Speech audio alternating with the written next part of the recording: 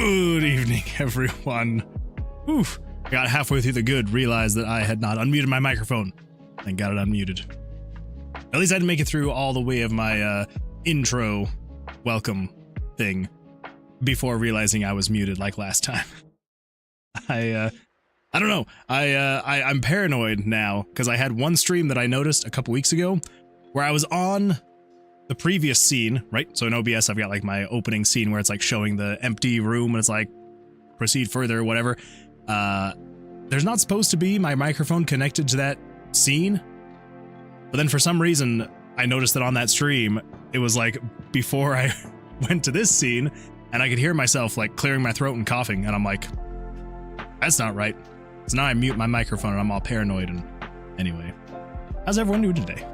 Hope everyone's having a fantastic day today so far. Loki, good evening. Glad you're here. Also, Cool Man Chill, hello. Glad you are here as well. And Autumn __, it is always a pleasure. Thank you so much for being here, everybody. Yeah, it's been a day. It has been a day. I'll say that. It's been a day. For anyone who is a part of the Discord server, let me just pull this up real quick.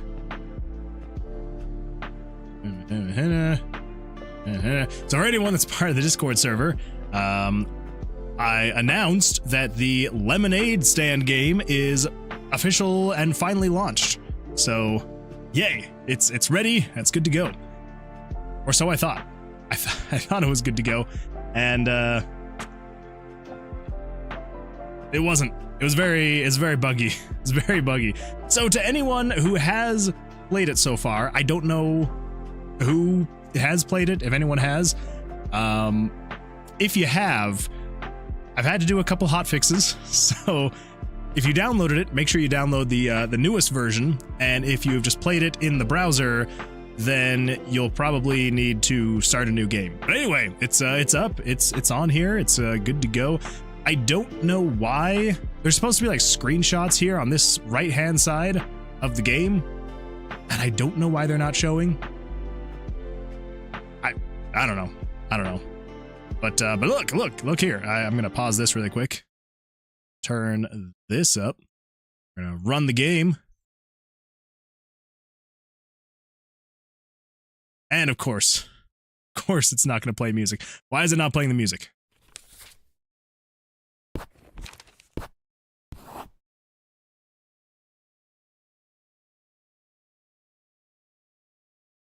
Bear with me. So this is what I'm saying. There we go. Bugs galore. I don't know. Your guess is as good as mine as to why the music didn't start for the first 2 times. You know what they say? 3rd time's the charm, right? And there we go. We just had to try 3 times. Anyway, yes. So if you'd like to play it, it is up, and it's hopefully good to go. I don't know why. It seems to be having more bugs now that it is on here than it did any time that I was playtesting. So I don't know if it's maybe like a browser thing. I don't know what it would be, but should be all fully playable. You know, you got everything in here. Yeah. There are some things that I'm going to be adding, changing, all that fun stuff. It'll probably be post game jam stuff though, because this has been a lot of off the stream work that I've been doing, and it's kind of been cutting into a lot of my whatever free time I may have had. It's kind of been cutting into that a lot. So I think once I have all the game breaking bugs done and we can get it into the jam, we'll call it good, and then I might go in and you know, maybe add some more things later. I do have a list. If I come over here, there are still some things that I want to add. I still need to add the grape duck. I need to figure out how to add a pause button into the game, because the way that I have some things working, doing a pause isn't going to work very well. We're going to figure it out anyway. The rain seemed to be causing lag really badly for Axel. I don't know why, but it was lagging his game really bad anytime it was raining. I want to add it so that the people have umbrellas in the rain. We need to add a message to say don't forget the ice when you're placing your orders, because we don't want people forgetting the ice before they start the next day. Excuse me. Anyway, yeah. So just all sorts of things that aren't necessarily game-breaking bugs that need to be fixed, just, you know, things that I need to add. So, as you can see here, though, you've got the post-launch, and these are all of the, basically game-breaking bugs that I needed to fix right then and there that, Axel so very helpfully was able to show me while he was streaming it. So, Axel, I appreciate that. Also, you are never late, and Axel arrives precisely when he intends to, or attends to, whichever way you want to go. Anyway, welcome. Glad you're here. Loki says, I played it a bit in the browser. That is not Loki. Pharaoh Inkling says, I played it a bit in the browser. It froze up, but not sure if that was my browser or the game. Axel had the same problem. So maybe there is something weird going on. That's the bizarre thing, though. It hasn't frozen on me in playtesting, and so I worry that there's something else going on. I don't know. I'll have to figure it out. I'll figure it out one of these days. If I've learned anything in my few years as a software engineer, many bugs like to appear only in production. It's true. They will hide as deeply as they possibly can, and then as soon as you hit that go live button, that is when they come out of the woodworks. But I guess so long as you're ready with a hammer and you're just ready to smack them, and you're good to go. Anyway, yes, Loki, I apologize. That was not you. For some reason, on my screen, the colors of the letters for both of your name looks like up there, they are very obviously different. But over here on my actual chat that I'm reading, they look very similar. And so I thought that was you. I apologize. I apologize to the both of you. I am sorry, Pharaoh Inkling, and I am so sorry to Loki. Of course, I know you. You're me. Push production on Fridays and watch the world burn. Never. If you're wanting to get into software development, to anyone out there, never, ever push code live on a Friday. Unless you just don't care about having a weekend. Then do whatever you want. But, yeah, I definitely would not recommend ever doing that. So, cool. Anyway, so that is that. And, yeah, it'd be a good time. Actually, now that I'm remembering it, Pharaoh Inkling, do you remember when you were playing it? Because Axel had the same thing where the game kind of like froze up on him, and it was actually kind of killed your computer, didn't it, Axel? I don't know what happened. I think maybe like an hour ago. Okay, well then, crap. Maybe not then. I was gonna say, I think one thing that I changed may have actually fixed that. I discovered there was a loop, an endless loop that I found. Rating and victory. When free, it doesn't change the wording. When stand popularity is at 100%, get rid of adding number. Yes. So this thing right here. So when your stand popularity, so if for anyone that remembers this part or has played to this part, you have your stand popularity, right? So the better you do, the more people like your stand, and the worse you do, the less people like it.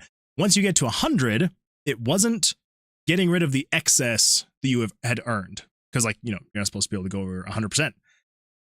So it wasn't getting rid of that excess. And, whoop!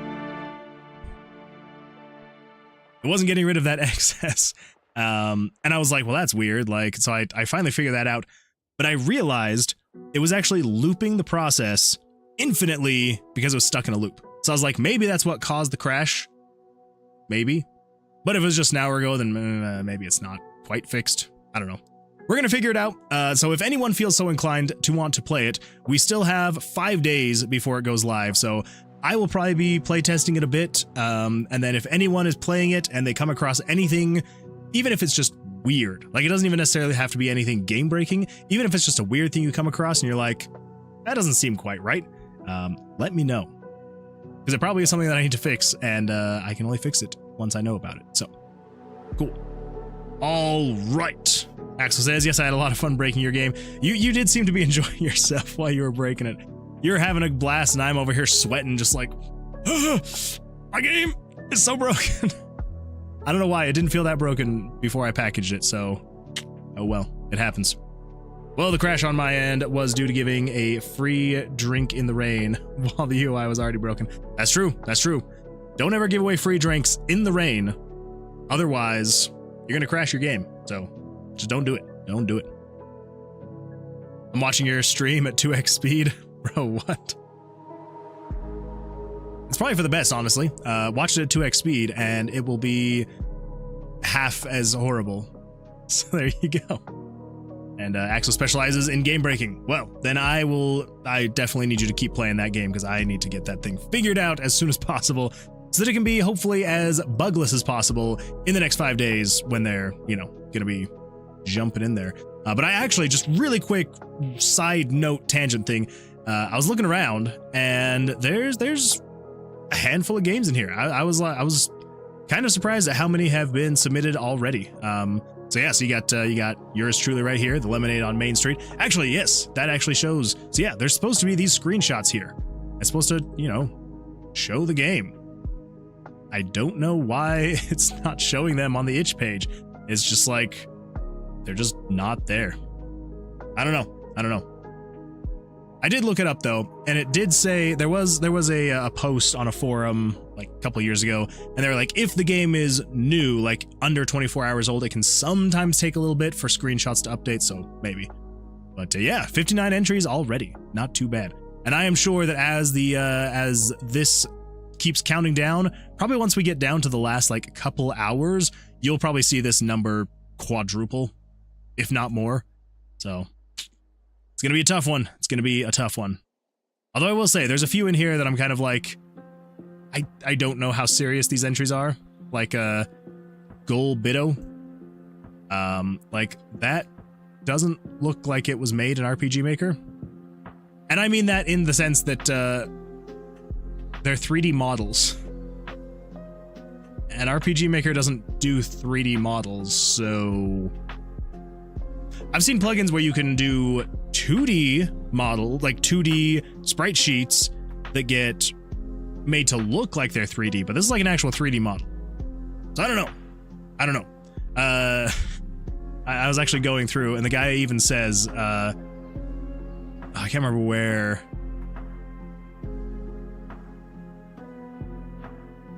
Oh yeah, this entry is disqualified and not eligible for ratings. Oh, well, then never mind.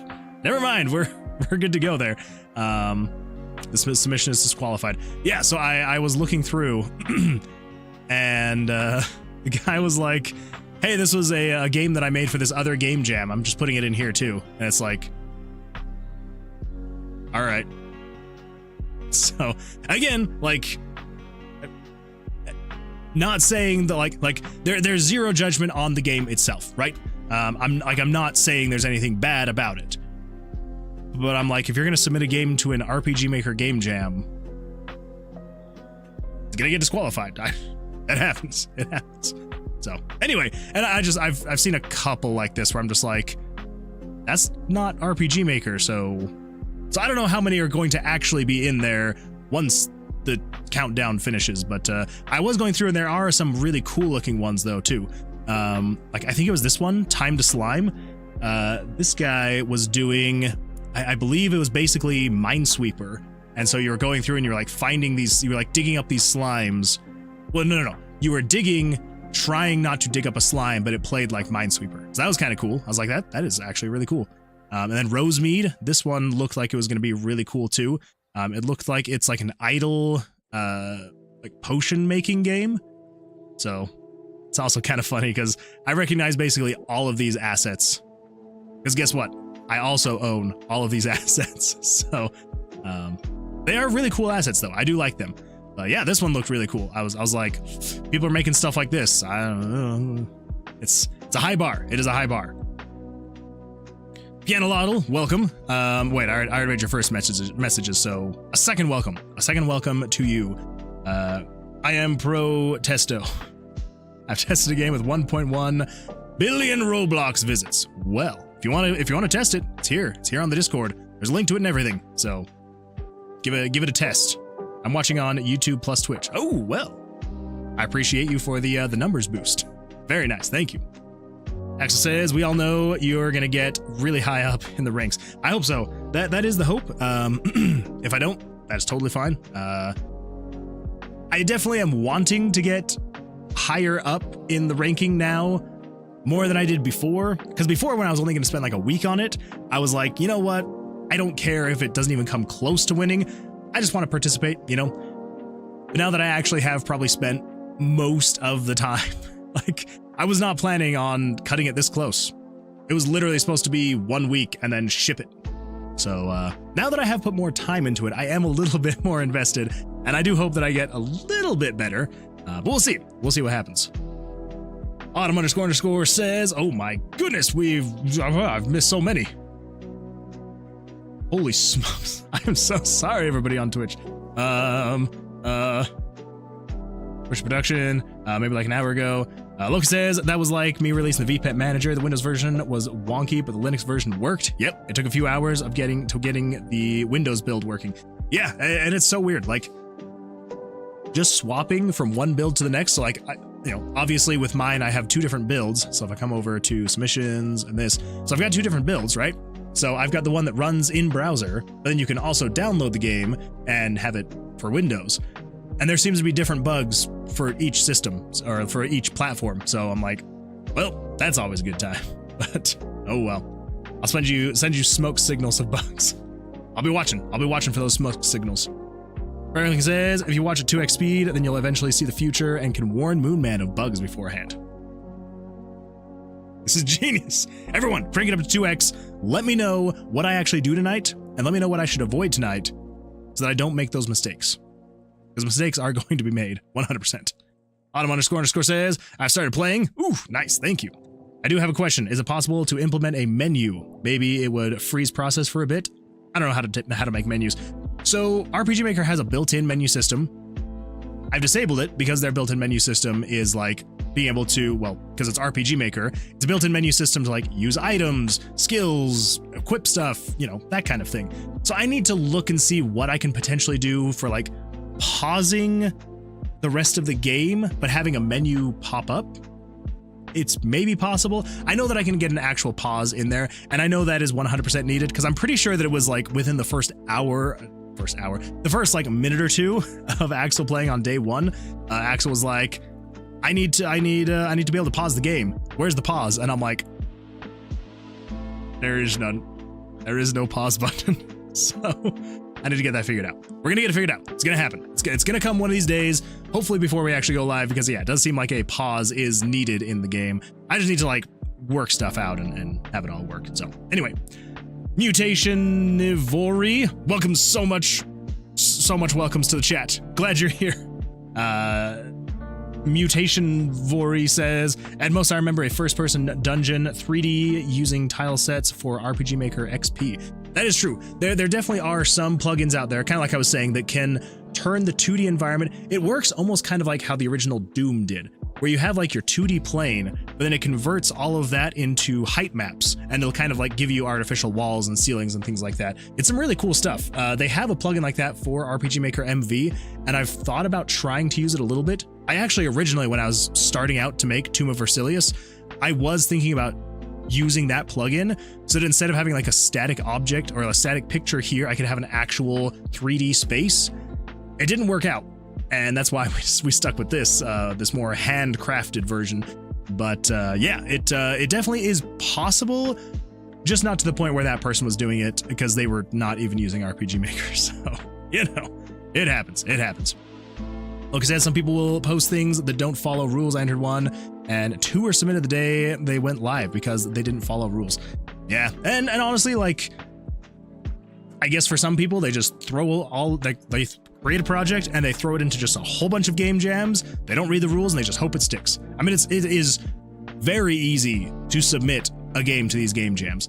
Like, let me show you really quick. I will show you really quick how easy it is. So if we go to RPG, not ROG, RPG Maker Game Jam, and pull this up.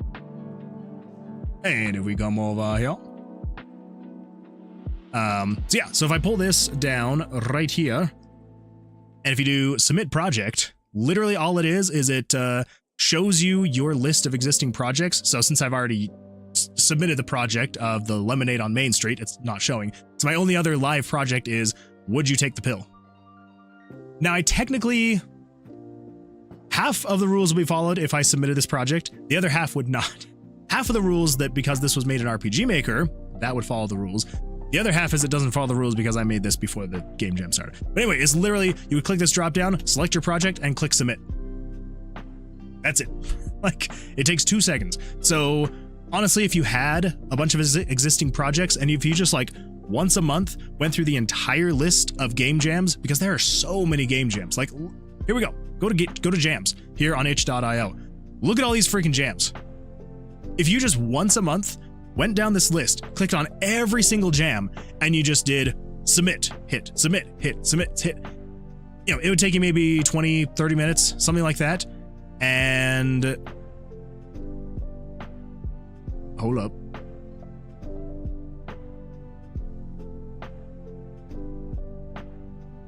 Make your own tabletop RPG based on the Standing Ovation SRD. Okay. This is very different than what I thought it was going to be. All right, never mind. We're good. Anyway, yeah, so I can understand why someone would maybe go through. They're not reading any of the rules. They're just like, click on all of them, submit all of them, call it good. Holy crap, $17,000 in prizes. G-Bits Game Jam? Should have joined this one. That's a lot of money. Well, there we go. For anyone interested, 30 more days and you'd have access to $17,000 worth of prizes. Anyway, all that to say, can't really blame someone for doing that. But again, then you kind of like people go through with the fine-tooth comb and they check the projects, and if you're not following the rules, you're gone. So, yeah. Anyway, pirated Windows spotted. Yeah, that actually cracked me up as well when I saw that. That was the first thing that I noticed when I clicked on the guy's submission. I clicked on the screenshot, and that was the first thing that popped out to me. You would think that maybe like the bright violet background would pop. No. Activate Windows is what popped out to me. I was like, at least he's honest with his screenshots. You know he's not faking them. So I guess that's a plus for this guy. Like, I just gave you a salute thumbs up. There we go. There's the new meta. Thumbs up, salute it. That's the new meta. Anyway, all right. I feel like we have taken way too much time. Just really quick, gonna go through the rest of these. Mutation Navori says, I remember the first few minutes they opened it. Spammers put a lot of asset packs in the jam before they hid entries for a bit too. I do remember we actually talked about that on stream. I pointed that out because I was like, I think it was literally like the day that they posted it, like the day it went live, and I was like, 2 submissions already? That's great. And then I went and looked and I was like, oh yeah, they're just asset packs. Cool. So there is a lot of spam that will come in, but there are definitely some really good projects that as I was going through. So maybe once the jam is actually finished, maybe like on the Sunday stream, if we want to take it a little bit more chill, we might go through the entries and just kind of see, we'll see what our game is up against. We'll see what happens. I feel like you'll be someone's favorite at the end of it. I appreciate it. Thank you. Yeah, I mean, that's the hope. So long as I am someone's favorite, that's what matters. Let's see here. Odd__ says, when is it again? I want to know when I can gamble. Oh, that's right. We are going to do that gamble. So that is in 5 days. 5 days time. What is 5 days from now? Let's see. We got 1, 2, 3, 4, 5. Okay, so that's when submissions are closed. Let me go back. We gotta go back. March 19th. So March 19th is Saturday. So Saturday at 10 p.m. Okay. Wait. That's when it started. April 20th at 9:59. Okay, so that is the Sunday. That is what I was thinking. Okay, yes, April 20th is a Sunday. Yes. So that would be, so this would be, we would be, what, like 2 hours into the stream by that point? So maybe that'll be the plan for Sunday's stream, is we'll do a little bit of Tomb of Versilius in the beginning of the stream, and then we'll jump over here once the submission deadline is over and closed. We'll jump in here to the submissions and just kind of start taking a look, and then we'll do the gamble. We'll do the gamble on Sunday and just kind of see who thinks who is going to win. Although I don't know how long the voting goes for, and that could maybe put a damper on it. Oh, there we go. Okay, submission deadline submitted. Wait. Must be submitted by April 21st. But then up here, April 20th.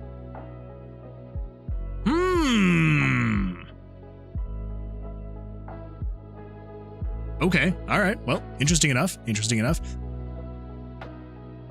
right. Where'd that go?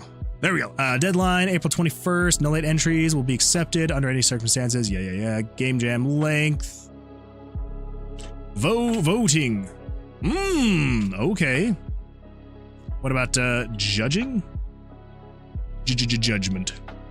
Meet the judges. Hey, Rigi 2K3. Well, there we go.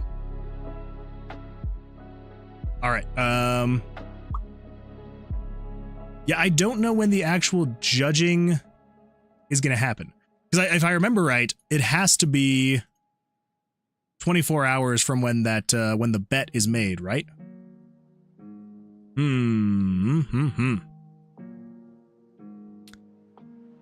Oh well. We'll figure it out. Yeah.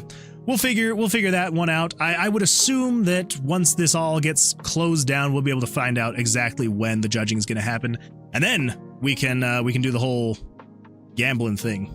Be a good time. Would be a great time. Franklin says there's no brakes on this train. I know, no brakes. We gotta not take any breaks. We will continue development of Tomb of Versilius while we are also going through the submissions. No brakes. Mutation Vori says, I'm sure they have a script for it. Probably, yeah. Some of them, JST time zone stuff, I'm sure. That is true. It is the JST time zone, yes. Okay, good point. That's okay. That is a absolutely fantastic point. This right here, April 21st, 2025 JST, that is just plain HTML. That is all that is. This one up here, I believe this one is dynamic. This is probably changing based on my time zone. Okay, that would probably make more sense, actually. All right, here. Oh my goodness, and now we're behind. Okay, I'm gonna catch up on YouTube, and then we're gonna get some work done, and then we're gonna come back to chatting. So let's just take care of that really quick. Let's see what do we got here. We all know you're gonna get really high up in the ranks. I really hope so. How many grapes did I actually buy though? You bought a lot of grapes. It was something like 10,000 grapes or something like that you bought while you were streaming that game. Yeah, Axel was streaming, playing the game, and he had a lot of money, and so he bought like 10,000 servings of grapes. It was a good time. It was a fantastic time. I'm enjoying the Discord server right now. Thank you. I appreciate that. Hola, how is you? I'm doing fantastic, that animator. How are you doing this fine evening? Did you make pause button for the game yet? I have not. Yes, but I did answer that question. We are going to get there. Can I test this game? Anyway, yes, absolutely. You absolutely can test the game. It is however you want to test it. So as far as I can tell, there shouldn't be any reason why you can't be playtesting the game now. So the only rule that I've seen so far is the commercialization of the game. So it just says that the prize winners are required to submit their game to Gacha Gacha Games before contacting other publishers if they wish to commercialize their game. It says nothing about you can play the game before the judging happens, so should be fine. We should be fine. It was just be if I was to probably post it on Steam or list it for a price on itch, but honestly, I don't think I'm going to. Like, I'll probably on itch, because like right now, if you come over here and we do, we're almost ready, and then we're gonna get onto the development. Just come over here, let me down Main Street, yada yada yada. You go to download now. It is like, hey, do you want to? Whoops. Hey, do you want to donate $2 or something like that? I probably will keep something like that. So if anyone wanted to, make a contribution to this poor man's hand, then I'm not gonna say no, but I'm not gonna charge for it. So even if I put it on Steam, I would probably also just list it for, you can do free games on Steam. I don't know what I was thinking. Yeah, I would probably just even put it on Steam for free or something like that. So anyway, so cool. Should be good to go. Holy smokes. All right, there we go. Salutes up, for real, 100%. Oh, Moonman, do you want to post the music to your channel or mine? Posting the game OST would be pretty cool, so I wanted to post it after the official launch. Axel, that is 100% you. You get to post the OST for the game. I will not take that away from you. That is yours, and I will. We can even change the link to go to your channel if anyone wanted to, or I can even just add it to the page if anyone wanted to listen to the original soundtrack for the game. That'll be on Axel's channel. Tomb of Submissions. Yeah, where do I test? Tomb of Versilius. So Tomb of Versilius is not quite ready yet. That is, it is still a very buggy, unfinished mess. So this is Tomb of Versilius right now. And if you were to do new game, we'll just replace save file 1. Here we go. Yada, yada, yada. Oh my gosh. Media player just crashed. Here we go. Stream music. Play. I don't know why the freak my media player is so freaking buggy. Yeah, I just like open Tomb of Versilius and it's like freaking media player. Anyway, yes, so Tomb of Versilius is not done yet. It is this is the one we are actively developing right now. So now that we are like officially, unofficially past the lemonade stand game, we are full force, whole hog into Tomb of Versilius again. Now it sounds even worse. We're working on Tomb of Versilius again. So anyway, yes, this is what you got right now. It is the basics of Blackjack are playable, so you know there's that. But yeah, far from being ready to be test played. But I appreciate the enthusiasm, and I definitely will be hopefully posting it as soon as possible. I actually have a new goal to hopefully at least in the next few weeks get like a Steam page up or something like that, so people can wish list it and all of that fun stuff. So that's the hope, is that I can get enough done to the point where we could get a Steam page so that people can wish list and maybe share that, because I know that there have been some people that have said they want to share the game, but they know that people don't want to watch live streams, and so like this is the majority of the content that I put out is this / the shorts and all that fun stuff. So anyway, yeah. All right. Oh, let's see here. It's not out yet. It'll be a while before that's testable. That is true. Yeah, I mean, I can't make any promises. If I could have a test version in the next like month or two, I would be beyond the moon. I would be over the moon. I mean, I guess beyond the moon also technically works. I would be over the moon if I could have a test version ready in the next couple months. And who knows, like maybe I could. But yeah, the hope is to have it finished before the end of summer. So we'll see what happens. So basically before the end of like August is the hope. That is the goal. That's what I'm aiming for. We'll see what happens actually. Donates $100.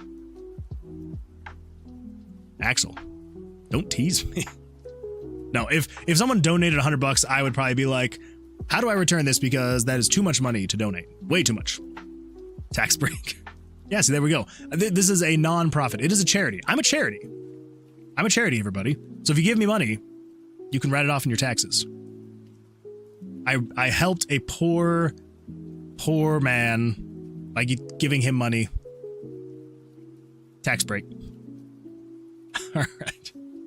Okay, here we go. Let's get rid of this stream evader for Stream Boo. Get out of here. Also, I'd like to apologize for that previous outburst. I should not have said Stream Boo quite that loudly. I will try to do better. I will do better. And if I had a ukulele, I would play it right now. But I don't. So I won't. Let's move on. All right, Tomb of Versilius. Let's jump into this.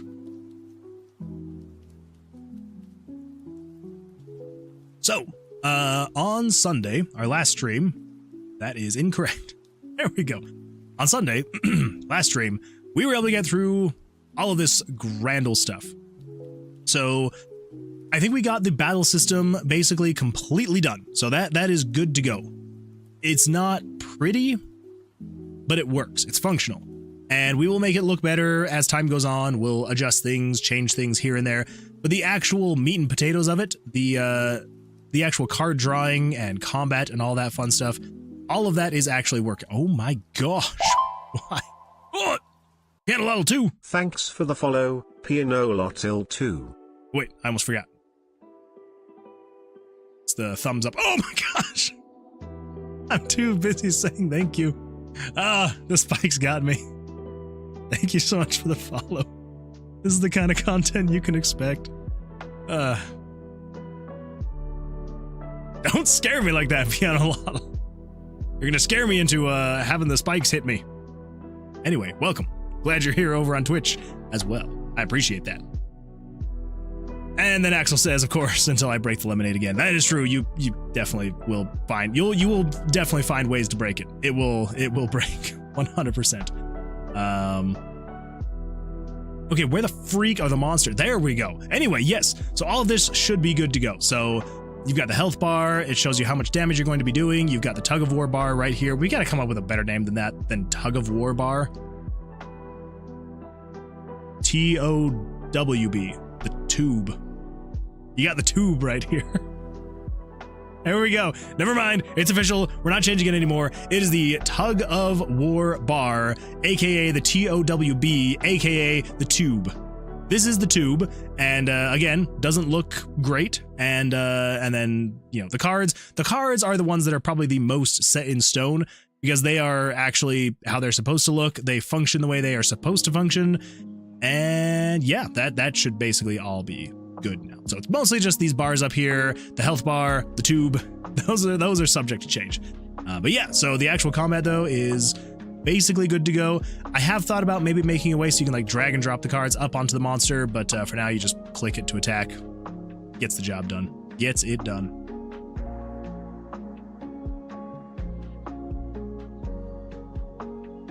Also, I am so thirsty. Holy crap. We were over at my parents-in-law right before I jumped on the stream, and I forgot to drink water while I was there. We were there for a few hours, got home and I'm just parched. That also probably doesn't help that I was helping my father-in-law outside with a whole bunch of stuff, and I was sweating something fierce, and now I am just very thirsty. So Autumn__ says, I think it would be pronounced Toby. Toby? Is that how we're trying to say it? Tiaobi? Tiaobi? One of those. I don't know, I like tube. Anyway. We'll figure it out. Piano says, I am everywhere. It's true. You are everywhere. And I appreciate that. I like it when you're places. Axel says, currently winning this game of Magic. My opponents don't know yet. There you go. Ow, like when you're hurt. Tiaobi. That would be pretty fun. I do like that one. Okay, we're gonna have this not show in the editor because I actually really don't like having that show there. It's kind of throwing me off. All right, so the combat system, good to go. Oh, that's right. And the other thing we added was the wisdom stat. Check over here. Oh, bam. We got wisdom now. So we got vitality, dexterity, wisdom, and luck. So good to go there.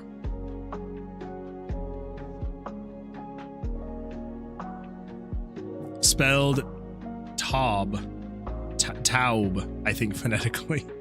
That seems about right. Taub. I will figure it out.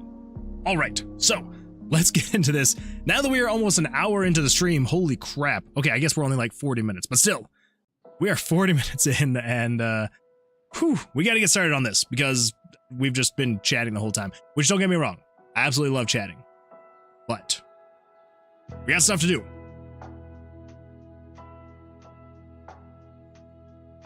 And I got water to spill all over me.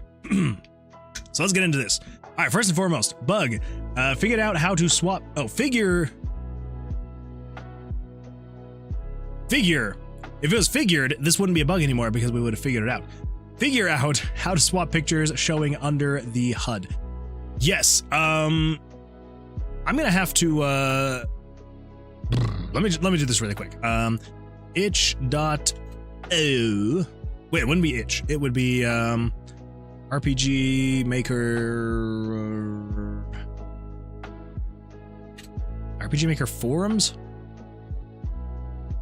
Are we over here? I need to check through my forums really quick. So, because here's the thing.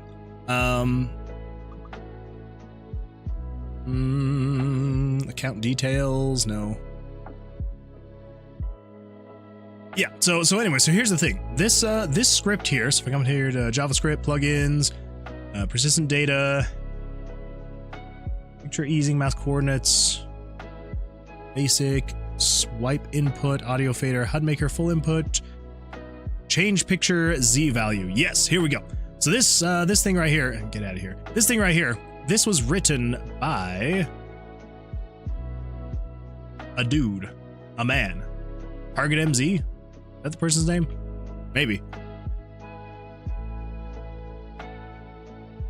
So what I need to do is I need to go through here and I need to find somewhere. This is only showing this year? Crap. Okay, here we go. Change actor name, skill name, pixel movement. Change a picture's ID with JavaScript. That is the post that I made. Yes. ATT_Turin wrote this. Because literally all I said, I was like, hey, here's what's happening. Here's what I need to have happen, and it's not working. So could someone help me? And this person just jumps in and is like, yeah, sure, here you go. Here's a script. So yeah.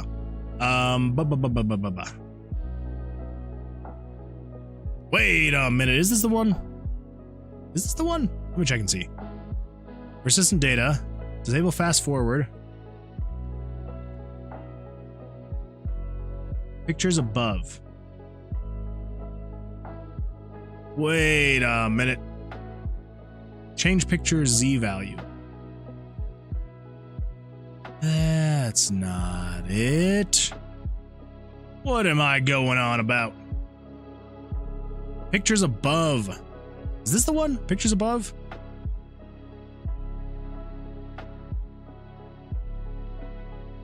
CT Bolt.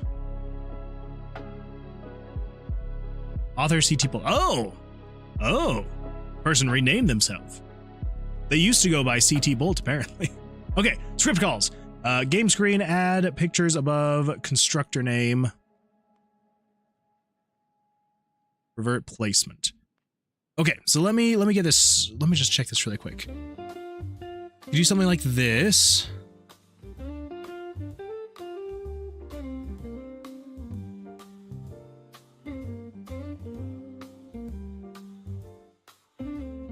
All right, this is not. I am so lost now into what I had asked. Because here's the thing. All right, let me explain what is happening really quick and why we're doing all of this. So basically, all of these things right here, these are just pictures. They're just showing pictures. That's all it is. Nothing crazy. Nothing that crazy. But then you get into the dungeon, and the things that can't be pictures are the dynamic content, such as the player's name, your level, your stat points, and importantly, all the monster info right here. So their name, their HP, the war bar, all that fun stuff. And so basically there was a script that needed to... Oh, that's right. So, sorry. The explanation. All of this HUD stuff shows above everything, right? So with RPG Maker, I mean with anything in general, but specific to RPG Maker, there is... So you've got your X axis, which is left to right, and you've got your Y axis, which is top to bottom. And that is how 2D planes work, right? Anything that can be seen on a 2D plane, it has an X and Y coordinate. But if you want to move forward and backward, that is the Z axis. And so the way the RPG Maker works is different layers in the game have different priority, right? So the lower on the Z axis it is, so like let's say, for example, right here is the Z axis 1, and then something here is Z axis 2. If you move these into the same X and Y position, Z axis 2 covers Z axis 1, right? And so the problem is that everything on the HUD layer is at the highest Z level. And so everything from here will all get covered by the Z axis that is the HUD elements. So I needed a way to be able to show these other elements above this Z axis element. Anyway, all that to say, I posted about it in the RPG Maker forums. Some amazing person came along, was like, yeah, here you go, do this. But now I'm trying to remember how to actually do it. So let me just check really quick what this guy says. Let's see here. Unlike the ideas of the actor, yada yada yada, for pictures isn't something to find on the picture. You didn't set it in the database anywhere. You choose it when you use the show picture command. So the picture's ID is simple. It's index in the game screen pictures array. It's possible to use a chunk of JavaScript statements to store an array's elements value, copy it over from another position in the array, then put that first one back. You do something like, and then he did some code, game screen prototype, pick swap. Oh, okay, never mind. This is the wrong one. We must keep digging. We must keep digging.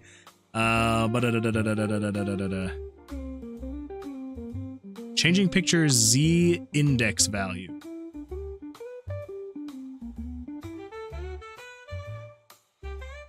I found it. I found it. Okay, here we go. Whew. My goodness. Took freaking long enough. All right, so yes, it is still CT Bolt. CT Bolt is the amazing person that posted this thing. So here we go. CT Bolt.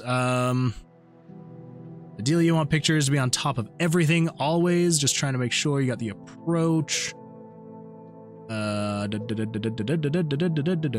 Toggle picture container placement. Okay. All right, so basically it sounds like what we need to have happen, if we come over here to the draw and attack section, if you attack, it does this thing right here. Game screen.add pictures above map HUD. Simple enough. Very simple enough. And then down here at the very bottom, when it is ending, I see my problem. I see my mistake now. I'm doing a plugin command. This is not a plugin command. This is JavaScript. Let's do this really quick. We're going to do script game screen.revert picture placement. There we go. Okay, well that fixes that. Cool. So, if for anyone who wanted to see the results, the before and after results. So if we comment this code out, if we go bam bam, wait. Is that right? Is it / or backslash?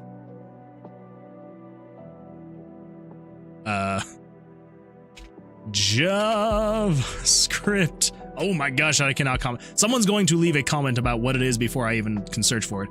JavaScript comment out a line. / All right, there we go. All right, 2 /. Cool. So this is what it looked like before. So before we actually swap the Z axis of the pictures layers and the HUD layers, this is what it looks like when you would attack. So one more, there we go, 16 to 11. If we attack, look at that. The cards go under this freaking thing. Look at that freaking thing. It goes bam, bam, bam, bam. Terrible, terrible stuff.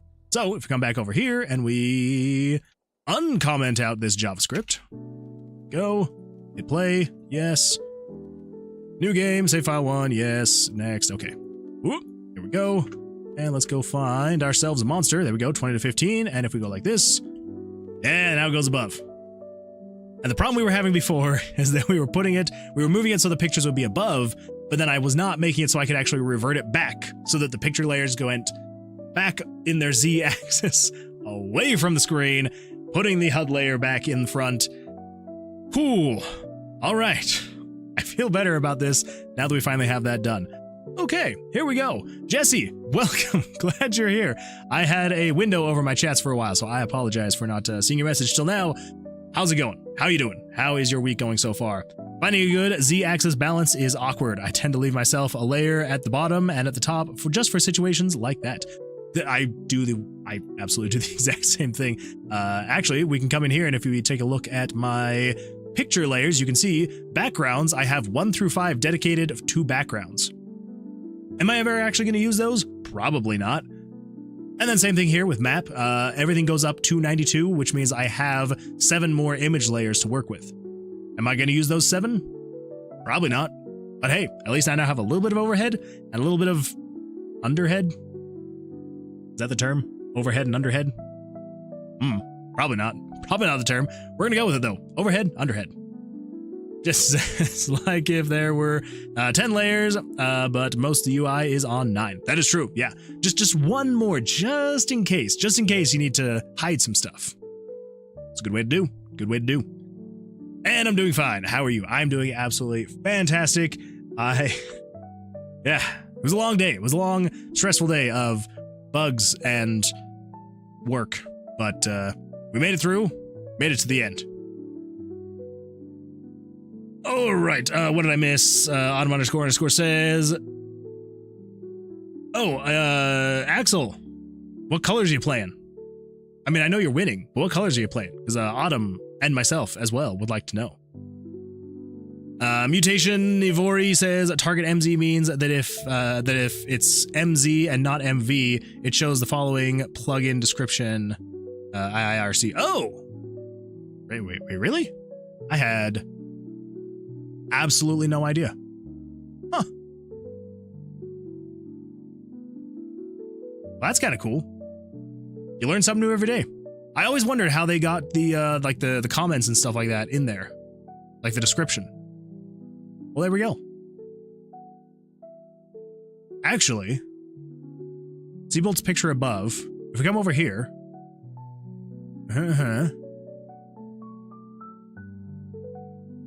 CTP pictures above. Script calls example.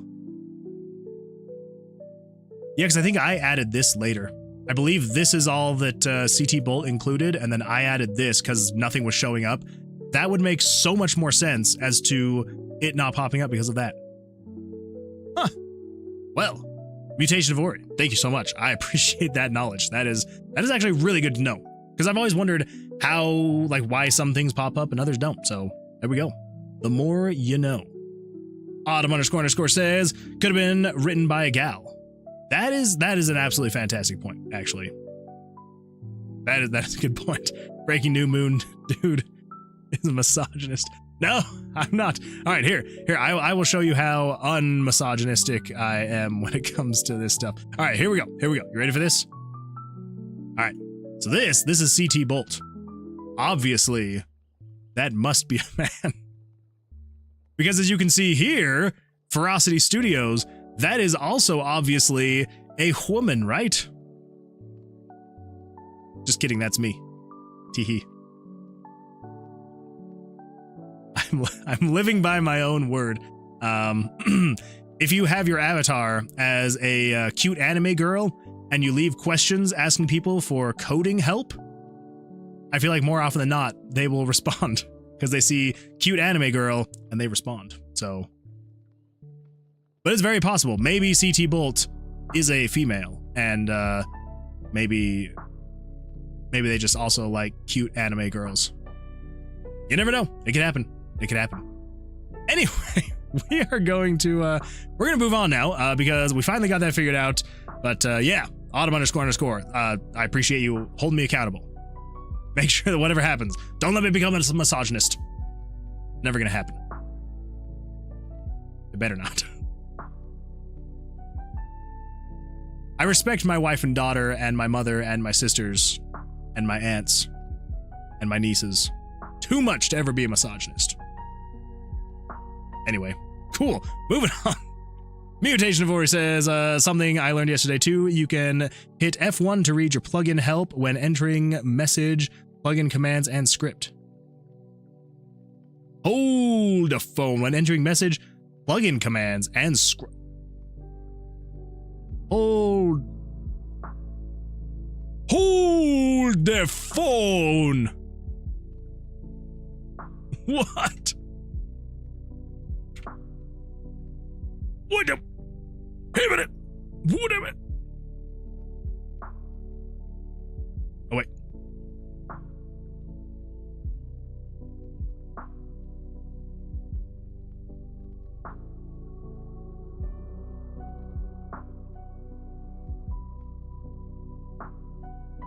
I'm just having an existential crisis right here. I'm just thinking about all of the time that I have spent, nay, wasted, coming in here, doing plugin command and being like, what is that plugin command again? And doing cancel, cancel, cancel, coming over here, going, let's see, which one is it again? Oh yeah, it was this one.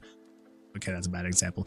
Which one is it again? This one. Okay, then let's see. What was the plugin command again? Oh yeah, that's what it was. Okay, all right. Cancel, cancel. Come in here, over here, plugin command. When all this time, I could have just gone, oh hey, look at that. That's the plugin command. Well, there we go. That is going to save so much time in my life. I appreciate that. Also, Loki, yes, I did. I did become Jamaican for a second there. When I get shocked and stunned so greatly, I tend to become Jamaican. Actually, that's not true. I just get weird accents when I'm surprised by things. I don't know. I'm weird. You know this, Loki. I'm weird.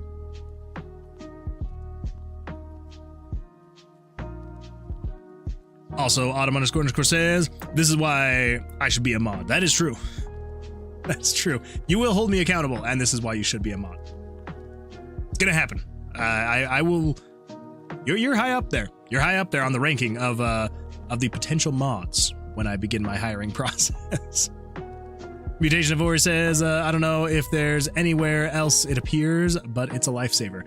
I feel like anytime I do anything now, I'm just gonna hit F1 and just see what happens. We'll see what happens. Autumn__ says, oh no. Oh no. What do we got here? We got Teehee. Nervous. I'm nervous. Is anybody else nervous? I'm nervous. Here we go. Let's pause the music. Turn up the desktop audio. See what happens here. Just kidding. That's me. Teehee. I don't like it.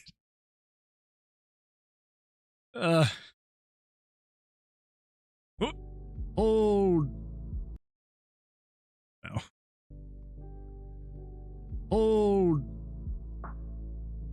Hold the phone. What? Oh my goodness. Hold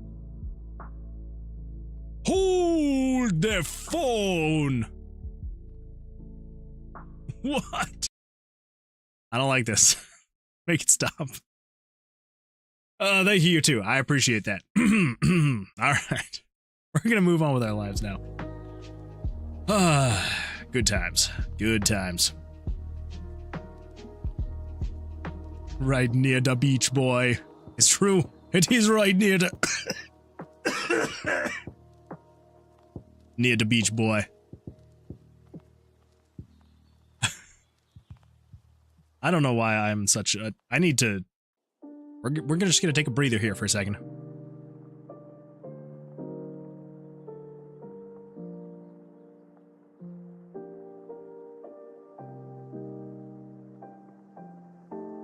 Hello, everyone. Welcome back to the stream. We are calm. We're not going crazy. We're not normal. We are normal. We're normal. Normal. All right, never mind. That didn't work. Okay, here we go. Oh, let's see here. Axel says, I lost because elves swarmed and hasted, but my deck is black-green. Very nice. I like it. Autumn__ says, good breather music. It very much so is. That was actually perfectly timed good breather music. Good old Studio Ghibli. Just says you weren't wrong, but also lol. And if you didn't haste, I would have board wiped, gained one separate instance of life for each, and dealt one life each instance of life gain. That is pretty impressive. I do like that. Hey, black green, what I used a long time ago. Oh man, I want to get back into Magic so bad. I know that I shouldn't because I know that it is a huge like money suck, but I really want to get back into it. It's been a while and I never got like, okay, I say get back into it. compared to how people are into it, I was never actually into it because I realized how into it some people are, and I then realized how not into it I was when I was into it. But I want to get more into it. Magic the Gathering. Just so that doesn't get taken out of context. Okay. That's such a fun black-green commander deck. Not bad, not bad. Loki says, did I share the video of the people who took every card game and made it into one game? You did, and it was absolutely insane. I remember thinking about that, and I'm just like, my mind thinking about how to program something like that hurts. It hurts. My brain hurts thinking about it. I just use a starter deck of some kind, play it against my brother for pins and trinkets. Very nice. It's a good way to start. It's a good way to go. All right, so now, guess what we can do? We can change this to figured out how to swap picks showing under the HUD. Got it figured out. Cool. That is good to go. Exit stairs not showing anymore, nor the exit message. The stairs are showing. It's just the exit message not showing. That's okay, because we are going to change the whole exit system and then make the exit spawn only in rooms with no forward potential. Okay, so here is the question I need to ask. How are we feeling about the exit? Here are my thoughts, right? So here are my thoughts. My thought is we keep the hole in the ground, make it like a latch type thing. Make it like a hole. So not necessarily a stairs, but if we come in here and we open up, actually, let's come in here. We're gonna go to images, pictures. What did I call it? Exit? Exit UI. Okay, so I didn't call it exit. Did I call it stairs? Nope, I didn't. Let's see what I called it.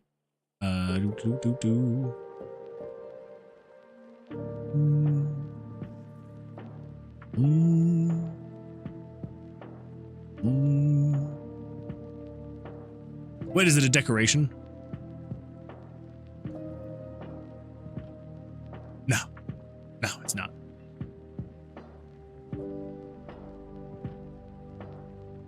What did I call this freaking thing? Where are the stairs? So I either called it stairs or exit or something like that. Searching. Aha! Room exit 1. So anyway, the general idea is instead of having... Nope. Photoshop. Why can I not open this in Photoshop? Okay, that's why. Because I had selected a space. So instead of having this be... So right now it shows like this, right? And that is the exit. You would know that it's the exit. There's the exit. But I'm kind of thinking about maybe switching it up and doing something where it's something like, I don't know, like this. Let's just select all of this. Fill this in. Sure. Yeah. That's fine with me. Something like that. And it's just like, there's a hole. Do you want to jump down the hole? Maybe. Because I feel like what we need to do, because like we were saying before, I don't want people to feel like they would have the opportunity to come back into this part of the dungeon, right? Because again, like I was saying, it doesn't randomly generate the dungeon based off of a seed. It doesn't save the dungeon layout in any way, shape, or form. When you leave the dungeon and it generates a new one, the old layout is gone. So the dungeon generation happens here. So this is the entire RTG system, all of this stuff right here. And basically the way that it works is it has its different passes. So the first pass is the general, it gets like a general rough shape of the dungeon. And then pass number 2, it makes sure that rough shape isn't too boring. If it is, it goes back to step 1. If it passes the boring test, then it then goes through and it starts carving paths from room to room to make sure that everything's connecting. Bada bing, bada boom, everything's good to go. It saves all this information into variables, and then it shows images based on all of that stuff, and then you're good to go. Right? Cool. But when you leave the floor and it generates a new floor, none of that is saved. So there's no way to go back and be like, oh, hey, the person's going back to this room. Let's restore this room layout because we need to have them be able to go back. It doesn't work that way. It does not. So we need to find a way to be able to be like, when you're leaving this floor, you can't come back. There's no coming back. And so I feel like with stairs, you may kind of think like, oh, we're just going down the stairs. We can come back up again. Because no, you can't. Same thing with a door. I don't want there to be like some locked door and it's like, oh, hey, do you want to go through the door? And have it be potentially like, you can't come back. I mean, I guess a door is kind of, it would work, but only because like we would have to include some kind of message, some kind of message of like, you know, you walk through the door and when you go through, obviously like before you go through it'd be like exit floor and move to the next floor. And then when you do that, you know, before you go into the next one, it's just like, I don't know, the walls shift behind you, the door is nowhere to be seen. And then it takes you to the next floor. Just something to be able to be like, all right, you cannot go back. So that's the thought. Anyway, so that's kind of what I'm thinking as far as the exits for the floor. Either a hole or maybe a door that we can then kind of work into the lore of like, oh, okay, like you went through the door and then it slams shut and the walls shifted and you can't leave anymore. You're just on the new floor. So those are the two ways that I'm kind of going. What are the thoughts? What are we thinking here? Let's see. Autumn __ says, yeah, no, I play once in a while, but my siblings play much more than I do. Loki says, I added a thing to the Discord, just a small thing. I found that I had made testing shaders. Ooh, actually, I want to go check this out. Is it in Creator Corner? Let's see what we got here. Oh my gosh, I am so far behind. Everybody, I am so sorry. I am so far behind. I'm gonna catch back up. Now that I finally can say most of the stuff for the Lemonade game is over, I think I might have just a little bit of extra time to actually get through the Discord and see what's going on. All right, Loki, what do we got here? Whoops.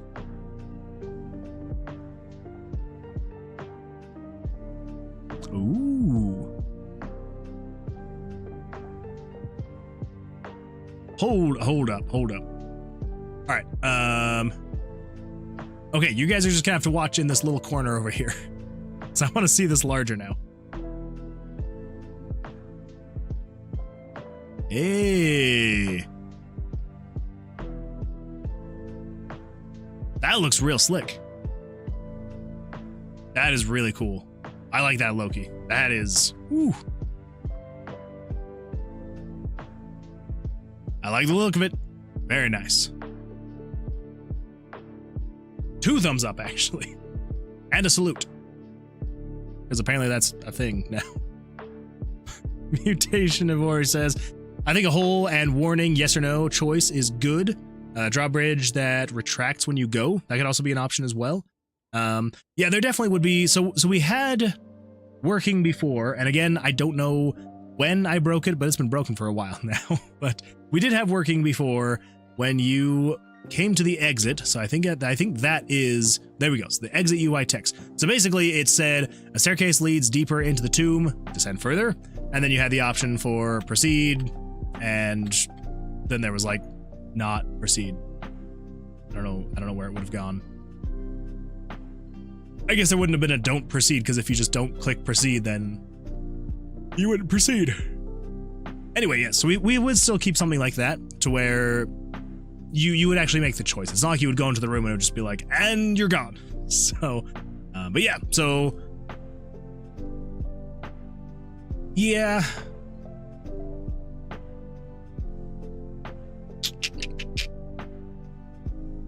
If we did a door, the idea is, and we had kind of done something like this before, but we could reuse, where is that door that I made? The level select door. So we could reuse this level select door as well if we wanted to. Maybe it's too big. It might actually be too big. Oh, that's a big door. That is a massive door. Okay, so we may need to redraw this door.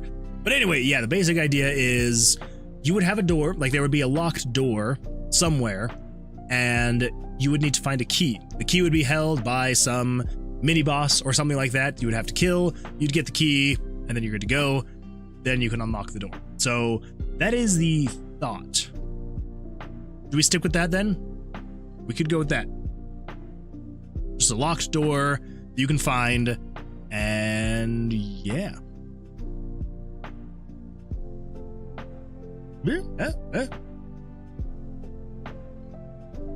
I would say so. I think that should be all right. Yeah, maybe we'll do that. And then, yeah, you just have to go hunt and find the mini boss, kill them, and then you get the key and move on to the next one. So, all right, let's do that. We're gonna stick with that. We're doing that one. Mutation 4 says, any specific reason the text is big and not a font, by the way. Wait. Oh, any specific reason why the text is a picture and not a font. Okay, I'm now understanding. I now understand that. I'm so sorry. Yes, so a couple of... So the reason why... It kind of depends on the context, right? So like say, for example, for this one, like the proceed, or even this, right? Having it be a picture. A staircase leads deeper to the tube, descend further. The reason why I wanted to do it this way is because with RPG Maker, you can show text on screen, but when the text is showing, you can't interact with other things. Like it's waiting for you to press Z or click for it to then go through the rest of the text, and then the text disappears. And I wanted it to be on the screen at all times. So that's kind of why I went with this, is I can show the image, but I can still have parallel processes running at the same time. And so like if, say, for example, I'm in the exit room and it's saying, oh, there's a staircase here, do you want to go down? If I were to click or press enter, it's not going to get rid of the message and then have me do my thing. It's going to be sitting here waiting for me to make a decision, and I can at any point do click proceed. Or I can just be like, I don't want to leave yet, I'm going to leave the room, I'll come back later. So that is why I did that. I probably will in the long run, just because now that I've determined that this bottom section will kind of be like the action area. So this is where like messages will be, this is where any kind of like interactive buttons will be as well. So, you know, I mean, obviously besides like dice and stuff like that. But yeah, so this is where like you'll play, couldn't get that out. This is where you will play Blackjack. When you have the puzzles, it'll show up down there. I was just, yes, like this. So this wouldn't pop up like this anymore. This would all be down here in this section here. So now that I've kind of determined that's probably what that will be, probably what I'll do is I will actually put text here that isn't a picture. And basically the way that I'll do that is I will use HUD Maker. So if I unfull screen that, I will use the HUD Maker plugin made by the one and only Some Random Dude. Shout out to Some Random Dude. Absolutely fantastic stuff he's got. And yeah, so basically the idea would be I would create a bunch of text. So probably like 4-ish, maybe 5 lines of text that I would just have here that would correspond to player names. And so that way, if I ever wanted to show text, I would be able to just change different character names and it would show up here in text form. So that'll probably be what I do eventually. But the pictures were just the quickest and easiest way to get text to show on the screen. And yeah. Cool. Hope that was not too long-winded of a answer to your question. Mutation voice says, you're so right. Yeah, it's and there are different ways to show text. Like I'm sure that I could find some kind of plugin that would allow me to show text on the screen without it disappearing if I clicked or press Z. I just haven't looked for it, and so I'm like, this is the way I can do it. So I remember doing stuff like that for one of my own projects for the same reason. So, yeah. Yeah, and it's just kind of like whatever works is that's the solution, you know, whatever it is. And, you know, sometimes it's not going to be the best or the most elegant. I can attest a lot of the times that I do things that is not great and it is not elegant, but it works in the end. So I don't know. Anyway, Actually says, I just got home. I am so tired for some reason. Well, I mean, you have been out battling monsters, so...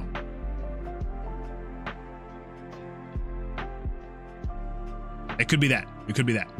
I play Commander, if you remember. Oh, that's true. Oh, that's right. That's right. Well, I want to get back into Magic, so... There you go. All right. So if we're going to do the exits, the way that we've talked about, which is basically using doorways. I think the way we're going to do it is kind of like we had talked before, where when you are walking around, if you'll notice, you can't move in every direction.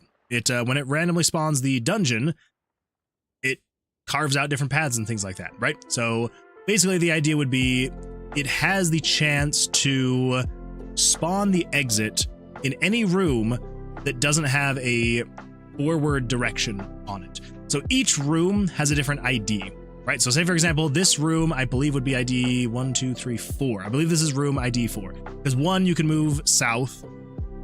2, you can move west, or would that be west? South, east, north, west.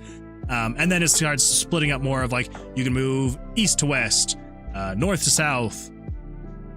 Anyway, so on and so forth. So basically the idea would be, is it would check the IDs of the rooms, and if it doesn't have an up direction, it would have a chance to spawn the exit in that room. So,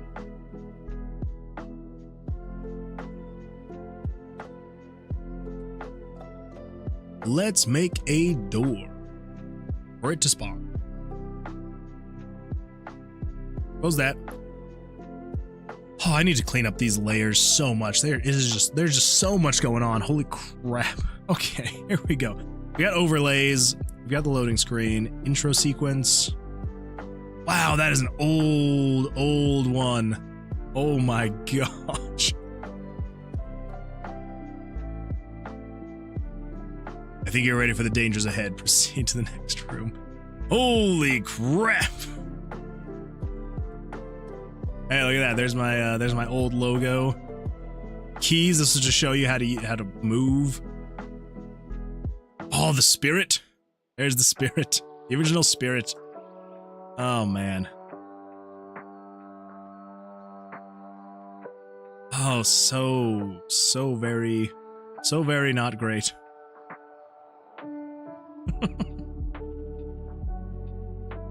Oh man. Anyway, yeah, that's some old stuff, the intro sequence.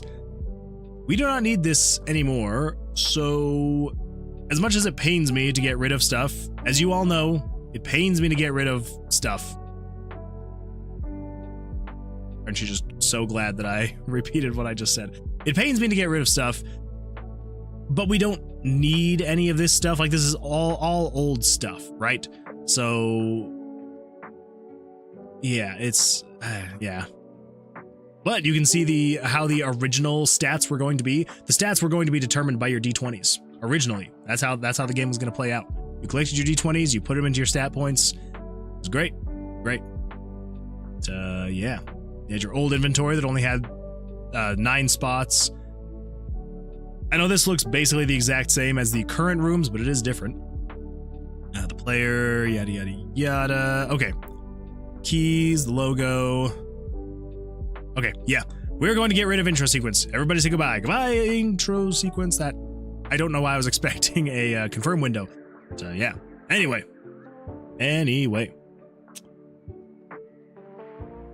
Let's see here. I do love Commander much more than Standard.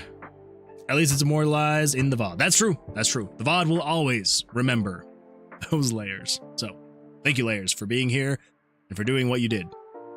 I couldn't have done it without you. This loading, we don't need the loading. Right, yeah, get rid of that. Okay, we finally got rid of basically everything that we don't need now. Awesome. We can get rid of this too. We need the color palette. We need to keep this one. That one is important.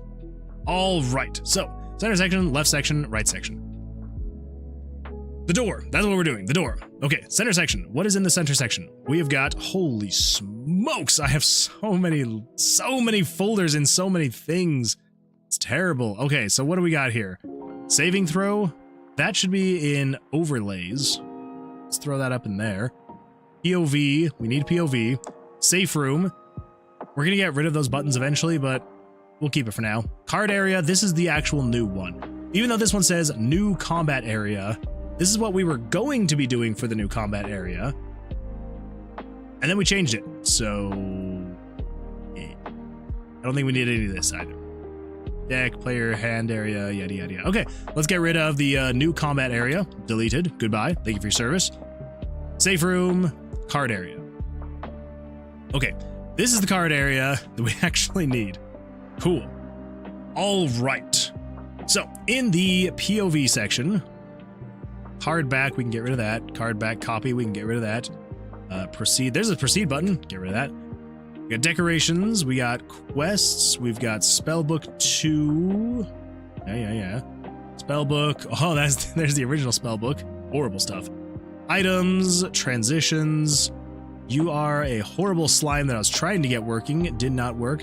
We got the monsters. This is the old HUD pop-up. We can probably get rid of that. Moving card locations. Let's get rid of those. Those are some old designs of cards. We don't need that. The HUD we don't need. That is an old design. Slimes. I believe we're still using these same slimes. So, all right. And then room. Cool. We need to keep room because we're still using room. Room is important. All right, there we go. That is it for the POV. So let's come in here. I think what's actually throwing me off about this whole, like, the monster name, the monster HP, I think it just needs to be smaller. It doesn't need to take up the whole width. We'll do that eventually. We will get there eventually. Let's see here.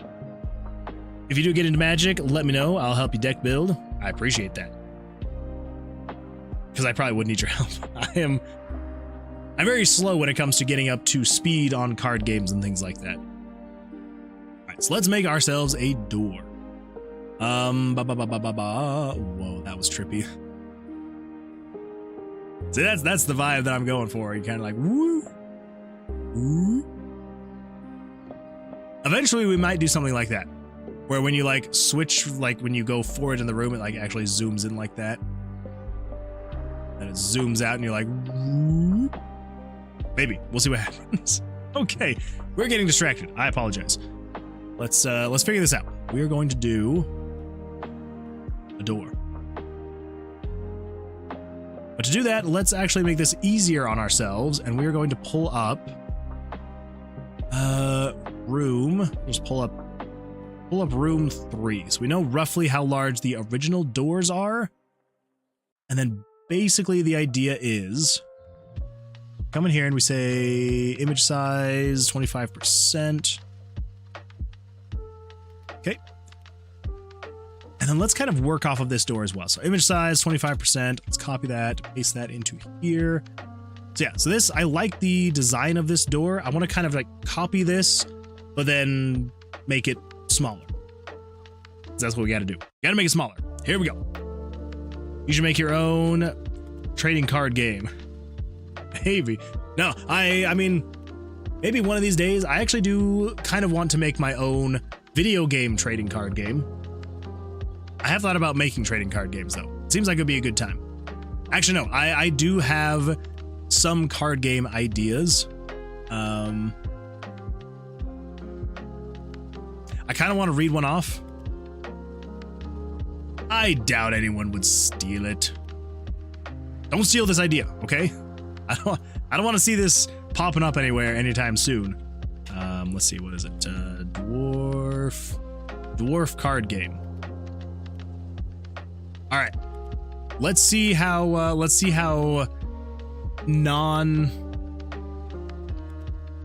easy this is to understand.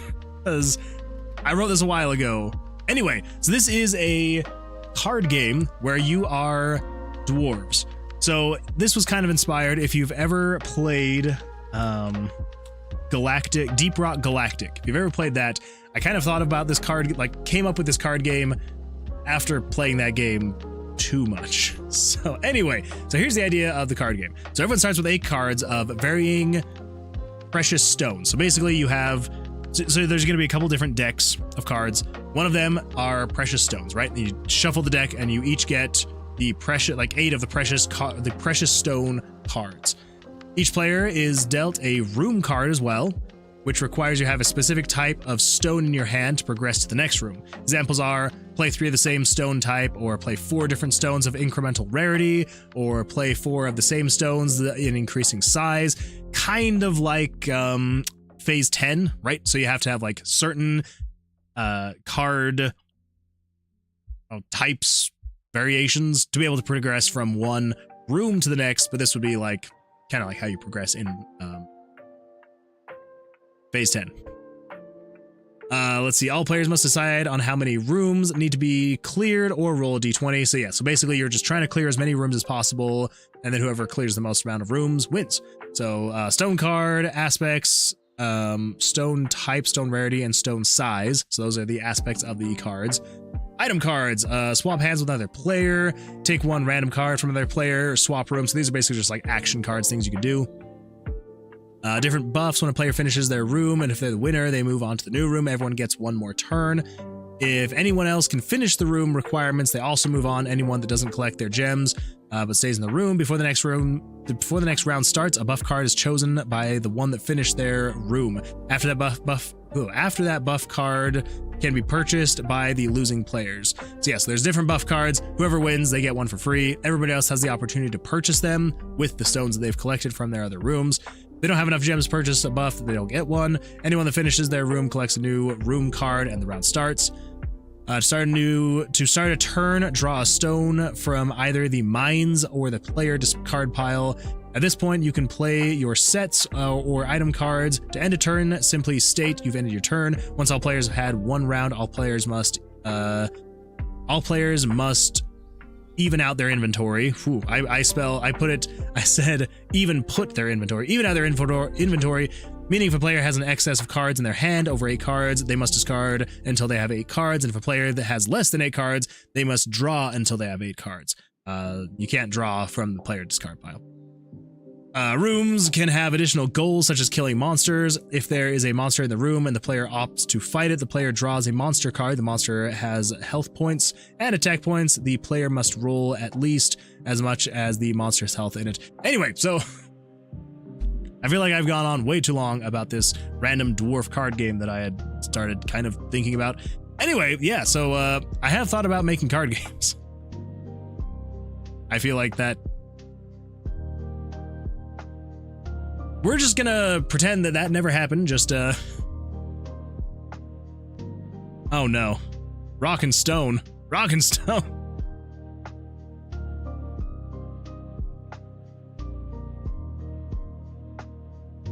Alright, well there we go. Apparently there's a card game about that already, so we're just gonna pretend that never happened. Yep. Alright, cool. Oh, Loke says I can help with that, and with the Aeon card game, or the Ion, I can never remember how to pronounce that. Card game I've been making. That's true. You do have the experience with making the card games. Taking notes. Rock. I'm still standing. Rock and stone. No. I was referencing. Oh, okay. Deep Rock Galactic catchphrase.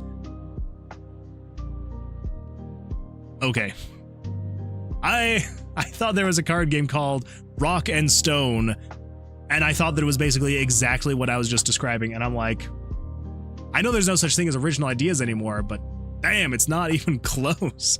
Okay, all right, that feels better. Anyway, yes, I don't know why I did not catch Rock and Stone. Has anyone played Deep Rock Galactic Survivor?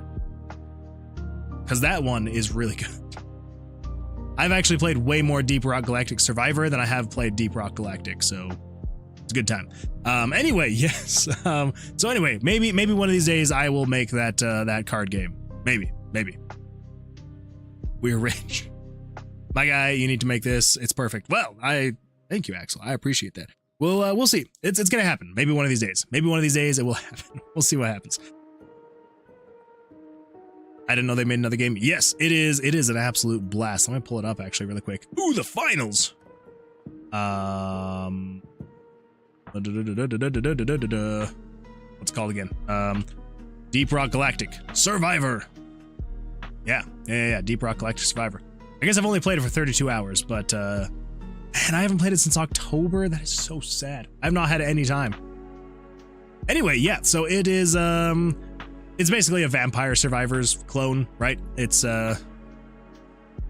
what you would expect, except it is a good time because you can actually like mine through the walls, right?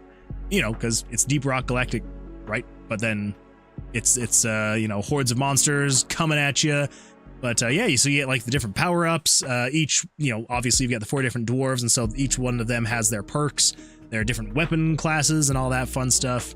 And yeah, it's a good time. I really enjoy it. If I would recommend getting it if you like these kinds of games, and if you're a fan of Deep Rock Galactic. Yeah, they like, as far as I can tell, they basically just took Deep Rock Galactic, just used all the same assets and just made it top down and made a new game, and it's really good. I really like it. I feel like it's the perfect balance of I like, it just feels, it feels very tight, right? It's like if you play Vampire Survivors, for example, where the game is quite literally just go until you die. Good luck. This one is like you drop in and you go from like floor to floor. It's like you go through 5 different floors before you eventually get to the boss. And yeah, you have like your objectives while you're on each floor. You've got like your time that you're on there. So like, you know, extra waves of enemies spawn here. You get like a supply drop here, and then you get like a boss on the level before you then have to get back to the escape pod, which then takes you further down and further down and further down until you eventually fight the boss. If you beat him, then you get out. Then yeah, then you're just like collecting all the different materials and all this fun stuff. So highly recommended if you are a fan of Deep Rock Galactic, and or if you're a fan of these swarm survival type games, because this one is a really good one. Cannot recommend it enough. All right, back to what we were doing. Oof, here we go. Ax says, if you like Vampire Survivors, you should try Risk of Rain 2. I have been meaning to try that game. Maybe it's that game. The game that I'm thinking of, I didn't think was like Vampire Survivors, so maybe I'm thinking of a different game. But yeah, I will have to add that to my wish list. So I do enjoy those types of games. I think they're kind of fun. Some of them get a little bit they're not great, but the ones that actually do well, I feel like it's a really fun type of game to play.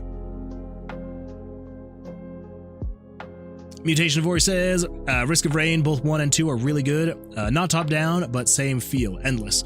Yeah, and those kind of games, like, you know, even if it's not top down, like, I don't really care about the viewport, right? Like, it could be first person, it could be top down, it could be third person, like whatever it is. Yeah, just like the wave survival games, I really enjoy. Another one that's not really like Vampire Survivors, but it is like the whole wave thing, is Dungeon Defenders. If anyone's ever played Dungeon Defenders, I've only played Dungeon Defenders 1 and 2, but they are like tower defense, but so you pick your hero, right? And then it's tower defense. So you go around, each different hero has like their different towers they can build, but then you are walking around third person, and so like your towers are fighting the monsters that are coming in through via waves, and then you also have your hero character that you have, like, you know, you put on, like, you equip equipment, you like upgrade your weapons, you know, get different skills and stuff like that, and so like you are running around fighting the monsters as well as your defenses are doing their thing, and they can get attacked, so you have to like go defend it. And yeah, it's I feel like it was a really fun way to do like the whole tower defense, you know, waves kind of gameplay. But then obviously, as you can see, with it having mixed reviews recently, they kind of tanked the game, which is really sad, because Dungeon Defenders 1, pretty sure, yeah, so very positive. It did super well. Everybody loved it, right? It was great. And then Dungeon Defenders 2 came out, and it was like a $15 game. Everybody absolutely loved it. And then they made it free to play, and it just tanked the player base. Like, it just, I don't know what it is about having a game that is you pay for it, and then if it ever goes free to play, it just seems to attract like some of the worst people in the world. But then also you had a bunch of people that were just kind of upset, myself included, who bought the game, we paid money for it, and then they're just like, oh yeah, it's free to play now, like, here you go. And there was a lot of pushback, and everyone was like very upset about it. And you know what the developers did? They're like, here, have like $10 of our in-game currency. That'll make up for it. I think they eventually also, I want to say they did something like where they were like, okay, obviously $10 of in-game currency isn't enough. So I think they also gave like $30 or $40 worth of like in-game cosmetics, and people still were just like, eh. And then I think they've come out like with 1 or 2 other games like that, like Dungeon Defenders 3 and maybe even 4, and they just get review bombed because they just, I don't know, it's the same thing over and over again. It's just a cash grab. They don't improve anything. It just, yeah. Anyway, all right. Ooh, and Autumn__ says, be right back, taking the dog out. Good luck. Hopefully it's not too bad out there. All right, we're gonna get back to making this door. I feel like I have been so sidetracked so much tonight, and I apologize. I do not mean to get sidetracked so easily. I don't know. It's just fun to jump on here and chat and have a good time. So, but I know we gotta focus. We gotta get this. We gotta get this done. So we're gonna do door.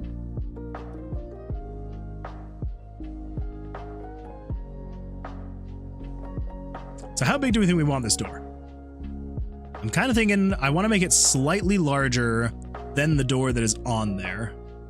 For like the doorway, right? But the doorways versus the exit door, I want to be very clear that it is the exit even when it's open. So here we go. Let's do this. We need to do something like this. I think that's too wide. It's too wide for the height that it is. Yeah, that's better. I feel like it'll probably feel slightly better if we do something like this.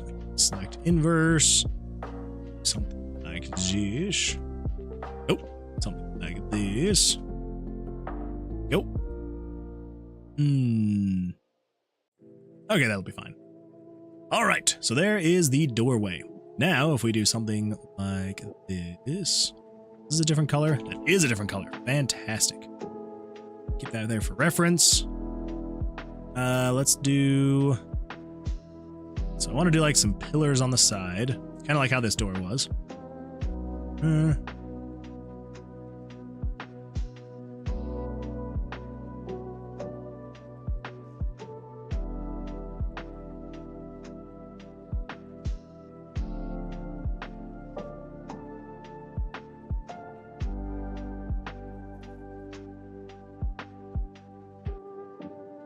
Yeah, something like that. Mutation Divorce says, we've almost kept you from doing anything. That is, it's kind of true, actually. We are now almost 2 hours into the stream, and yeah, what have I done? Figured out how to swap pictures from showing under the HUD. And that was like 5 minutes of work. Holy smokes. Well, I hope you're happy with yourselves, everybody. You have made me talk too much. I hope you're proud of yourselves. Look, it says, if anyone likes puzzle-style games in the vein of Return of Obra Dinn, I highly recommend Type Help, #not sponsored. All right, let me try this. Loki, it didn't work. What do you mean type help? I'm trying. It's not working. All right, stupid joke over. Type help. Let's. By William Roas. Oh no. Oh dear.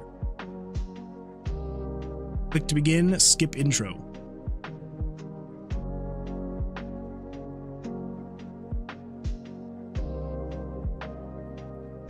I feel like this is something that I'm gonna have to do off stream.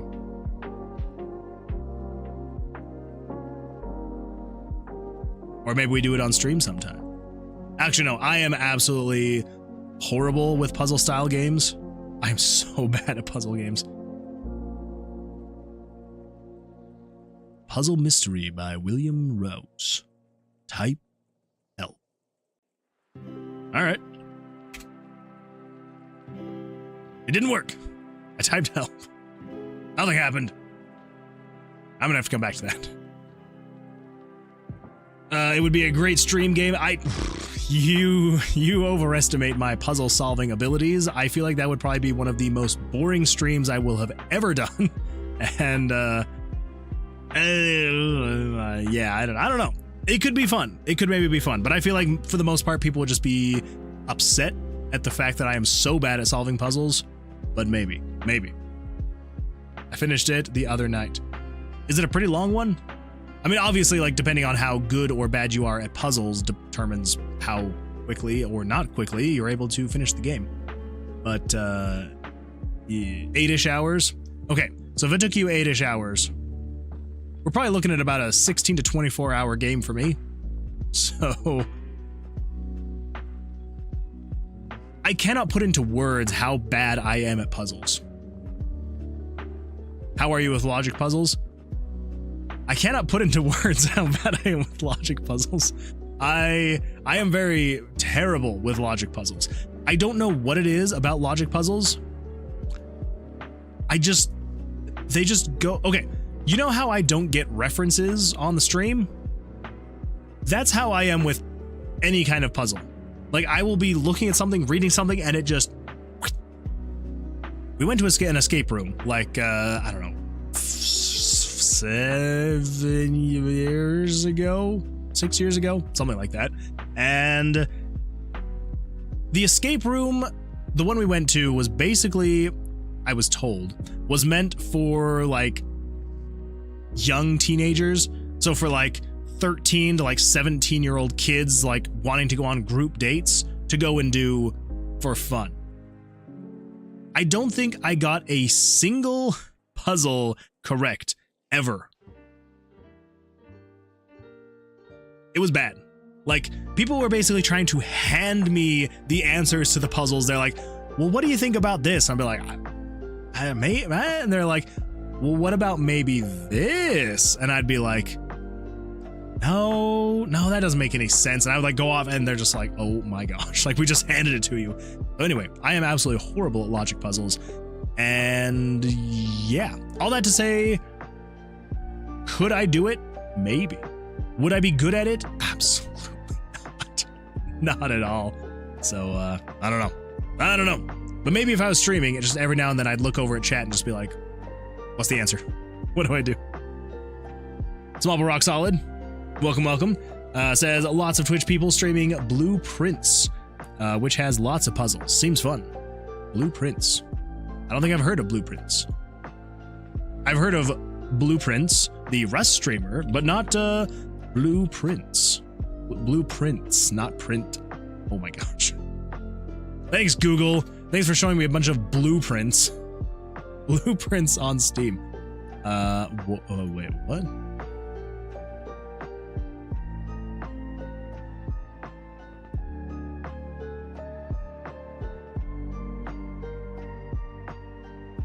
Came out recently. Small but rock solid, are you messing with me? What is this? I must be looking at the wrong one, because this one says it came out in 2022, and it is just a what looks like Unreal Engine tech demo. Not even tech demo. It is an Unreal Engine. Yeah, not. Okay, it must be this one. Blueprints. Is it a board game? I'm assuming not a, yeah, 2013. Nope. Oh my gosh.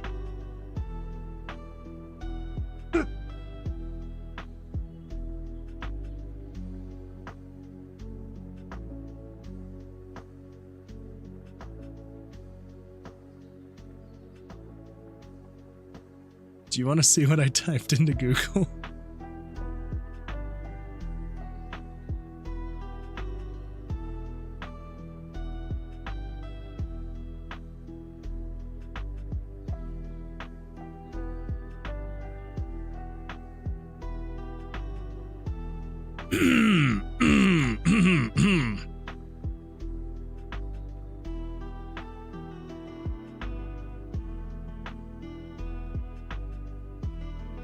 Hey guys, look at that.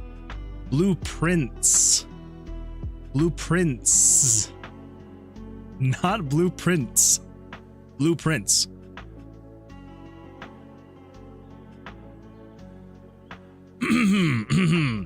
Okay. Yeah. This is kind of cool looking. I do like the look of this. I really like the art style, actually. This art style looks really cool. Huh. Well, might have to give it a shot sometime. I do like it. Seems like Escape Academy. Kind of does. Yeah, it kind of does. Axel says we're learning Moon Man lore. That is true. You are learning a lot of lore about me. So we're so proud of ourselves. Oh, hey, I've been meaning to play that game. Well, now that I know that it's blueprints, not blueprints, I might play it as well. I might play it. Oh, man. Good times. Good times. Formerly, yeah, it's like a board game. Yeah, no, that was my bad. But yeah, it looks like a roguelike where you choose to get one of 3 options to develop your way to a treasure. The options being rooms, but you can get bricked up and stuff. I haven't played it yet, but it looks fun. It does look like fun. I do like it. I have it on PS5. I'll stream it eventually to show you what it's like. Well, there we go. I would appreciate that, Axel. Thank you. It's included with PS Plus, so yep, downloading now. Well, there we go. Guess I gotta get PS Plus. For the whole 0 PlayStations I have. That's not true. I have a PS3. I have a PS3, so not that would do me any good with PS Plus, but oh well, it is what it is. All right, back to the freaking door. Y'all gotta stop it. We gotta make this door. All right, this door is not gonna make itself. This door is not gonna make itself. Here we go. I have a slim. Husband has a base.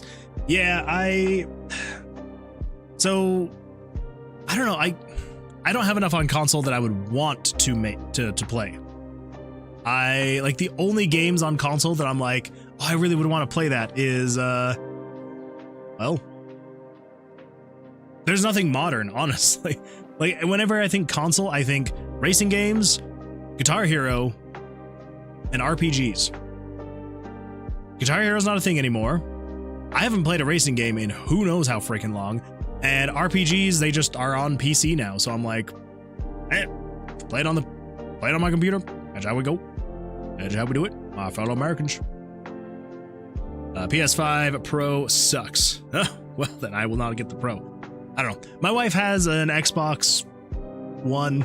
So that is probably the most recent console we have is the Xbox One. And yeah, I mean, we'll play Diablo 3 on it every now and then. Years ago. We're mostly just PC gamers, so, you know. All right.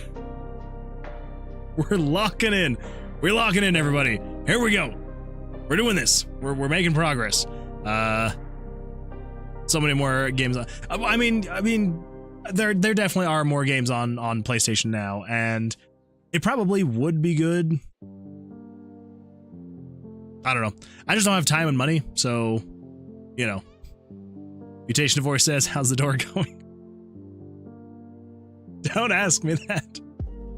It's going great. It's going great. Yeah, making so much progress. Door closed. Look at that. We have made a whole new layer. That is how great it's going. There's a whole new layer. It's just, the progress is off the charts right now. Nothing but progress up in here. All right, so here's the idea. There is the closed door.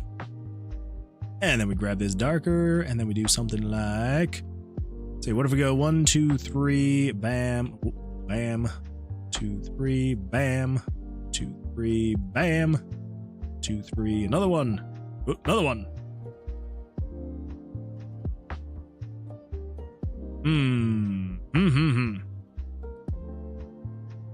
Maybe not 3. Maybe 2.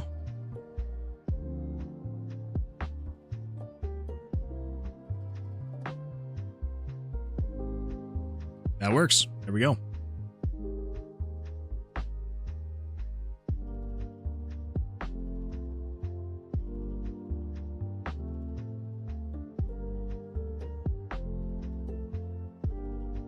All right.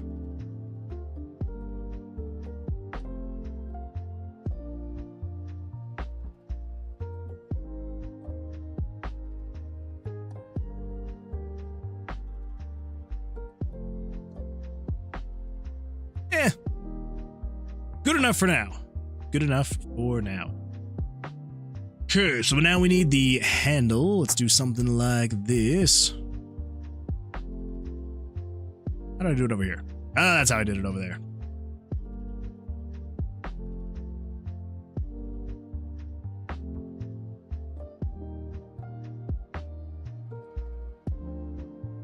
Close enough. All right. This says, Moon Man, I'm less distracted than you tonight, and I fell asleep in my chair for a bit. I don't know what it is with tonight. I don't know why I am so distracted by just anything and everything. It's bad.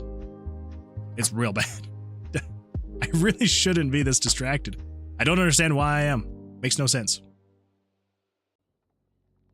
We're making progress. We're getting there. Progress is being made.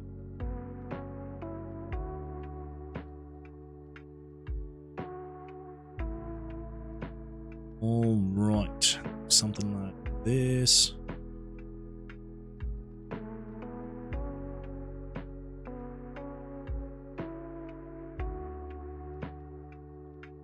I don't know if I can necessarily copy and paste the exact hinge designs from that other one. Something like that.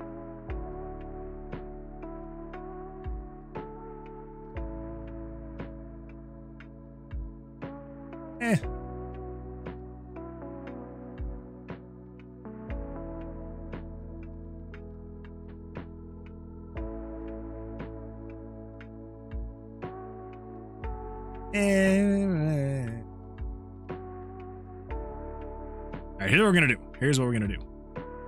Get rid of all that. Get rid of all this. We're gonna do something like 1, 2, 3. 3, 1, 2, 3.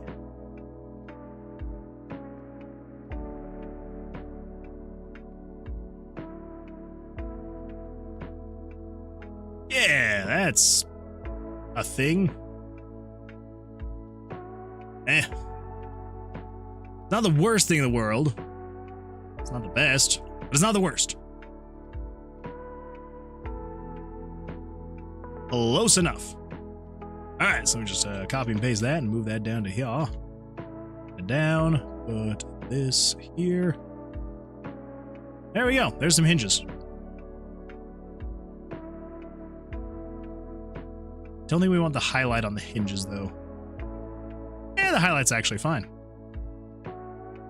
That's kind of okay, actually. Okay, cool. So that is the door closed. That is the door open. This is what it looks like on the wall. Let's also grab this stuff here. Yeah. All right, cool. Simple enough. Simple enough. Go. Door open. Door closed. Door open. Door closed. Let's also do this. Just because I like the look of it looking like it's kind of leading into the next room, you know?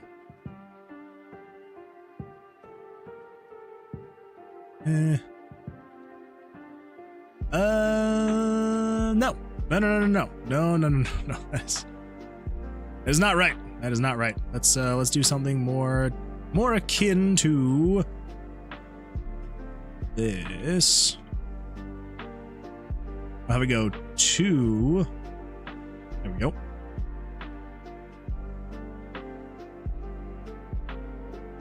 That's better. That looks more in perspective. Cool. Cool. Next says Gargura announced her graduation today, May 1st. Make the shadow a semicircle. Yeah, that's the one. Well, because, I mean, we might do more of a semicircle, because see, with these shadows, it's kind of doing the same thing where it's like 2 leading up like that, and I feel like that does help with the perspective, so yes, absolutely. A bit more in perspective. I am also just kind of wondering here, though, what if we were to do something like this? Move that down to there. Would this look better?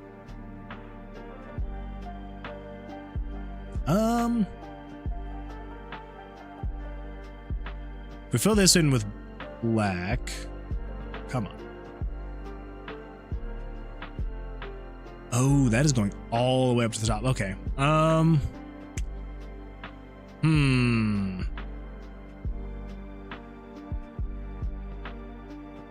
what if we do something like that?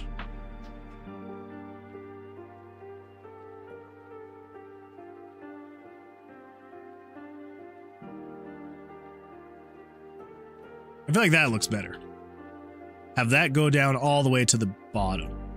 Yes. Oop. Yes. That looks okay. That looks way better. All right, that's better. Cool.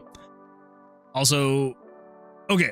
Gura is a VTuber. Graduation means her character is going away. Oh, so that is a pretty big day then. That's pretty exciting though. So is her character going away as in like she's gonna be doing like base cam, or is she just getting like a new VTube model? Because I don't know how graduations go for VTubers. I've only watched a few, never like followed close enough to understand how all of that would work. So I guess most VTubers like to remain VTubers so they can avoid, I don't know, issue with like people knowing this. I don't have a problem with it. I like you guys knowing this. Good time. Mutation 4 says unknown, basically a company owns her character and she's leaving the company. Okay, all right, that makes sense.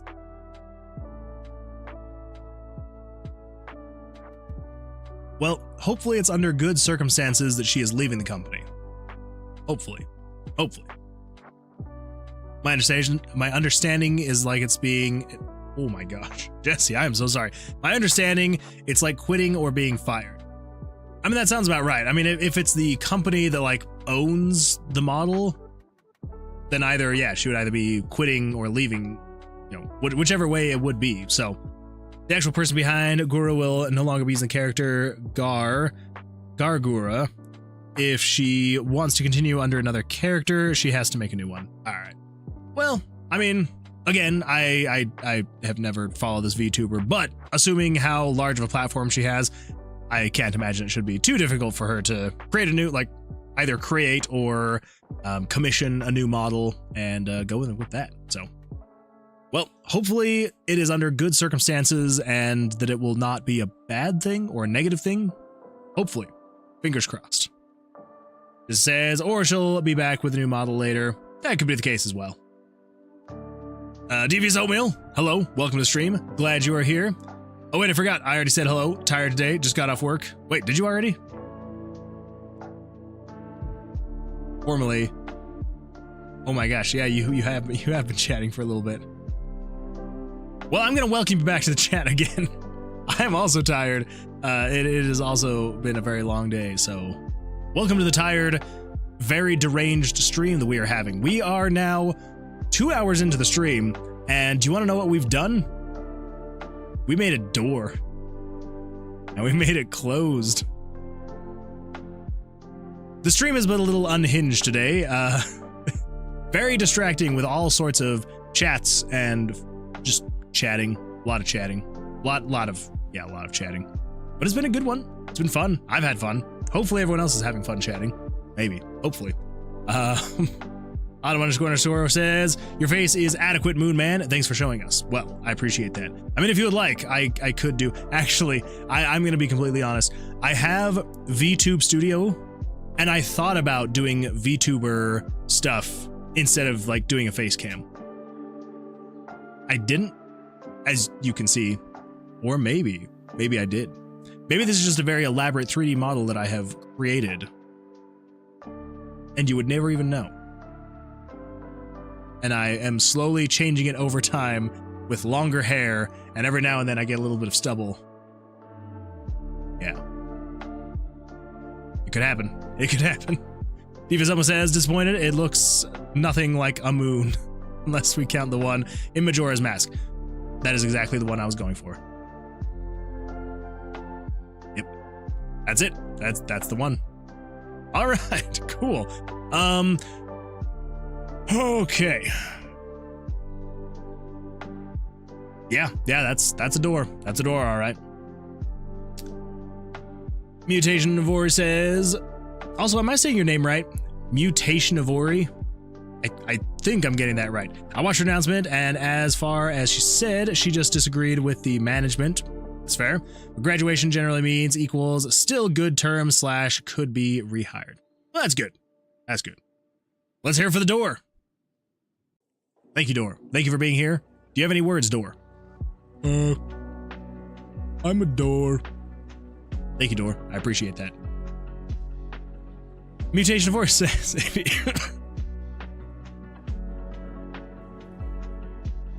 Mutation of Voice says, if it did VTube, I'd like to see a character in the style of Tomb of Versilius. Do like a 3D. Oh my gosh. Call an ambulance. Call an ambulance. VTuber is a door. Just do a door model. Every time I talk, the door opens up. You know, basically just going off of the bit that I just did, but for real life. I'm sure I can make it happen. We could do that.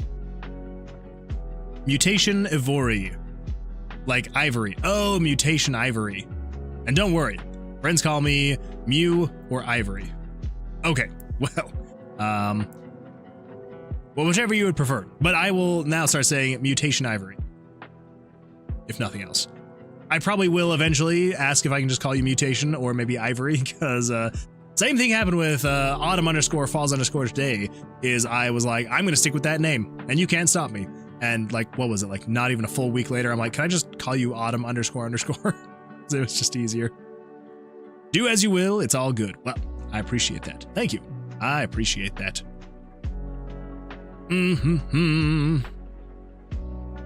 Axel says the actual. Oh wait, I already read that one. Jesse, she'll be back with a new model. Yes.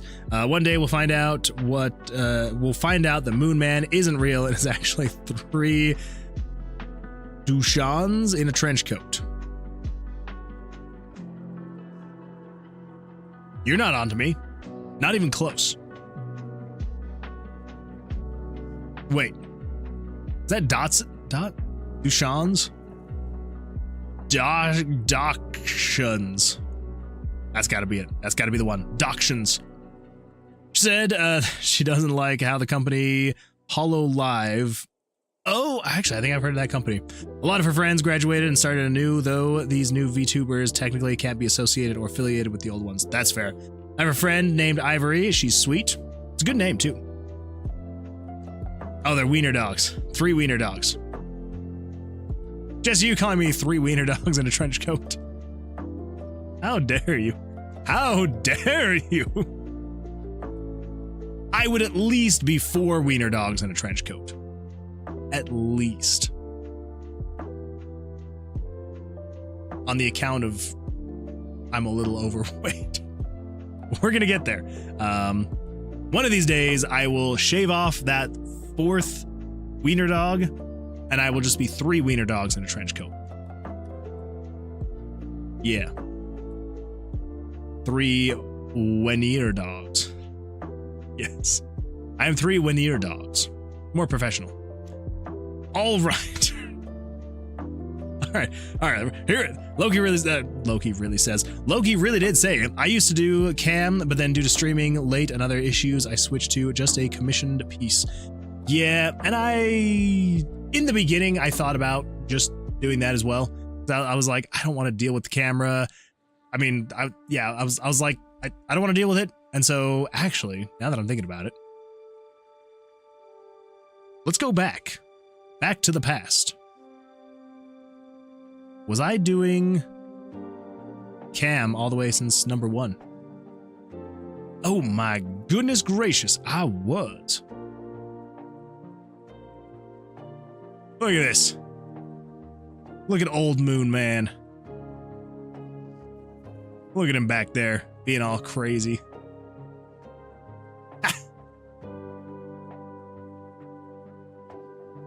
Oh man, look at how much different Tomb of Versilius used to look. Good times. It's kind of fun every now and then to just like look back and be like, oh man. Like things are different, similar, but different. Yeah. Ganalotl says, I'm still standing. I would expect nothing less. Need a new commissioned piece. Every now and then you gotta update it, yeah. It's understandable. You never catch me doing cam, mainly because I don't want my face around. That's fair. That is fair.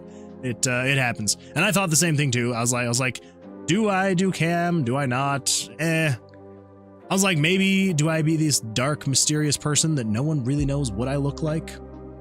And then I was like, I've got a cheap webcam, I'll turn it on, whatever. And then I'll look all cringe like I do there. And here. That's the face of cringe. Okay, here we go. Back freaking to it. You gotta stop distracting me, everybody. Here we go. All right. We got the door. Fantastic. I think this looks fine. It looks all right. It's nothing fancy. It's just, it's a door. It's a door. It does its door things. It does its, it opens and it closes. It opens and closes and opens. It's a door.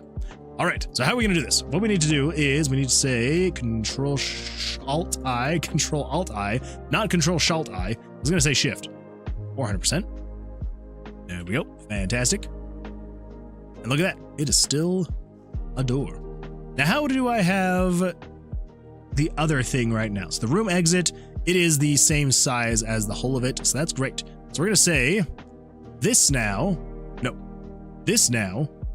is going to be, oh yeah, I forgot that I named the folder poo-poo card. If you come down here, so we got level select 5.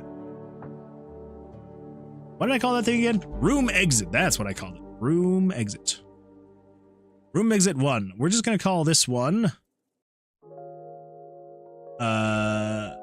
something a little bit better, like exit door 1. A little bit better. Exit door 1.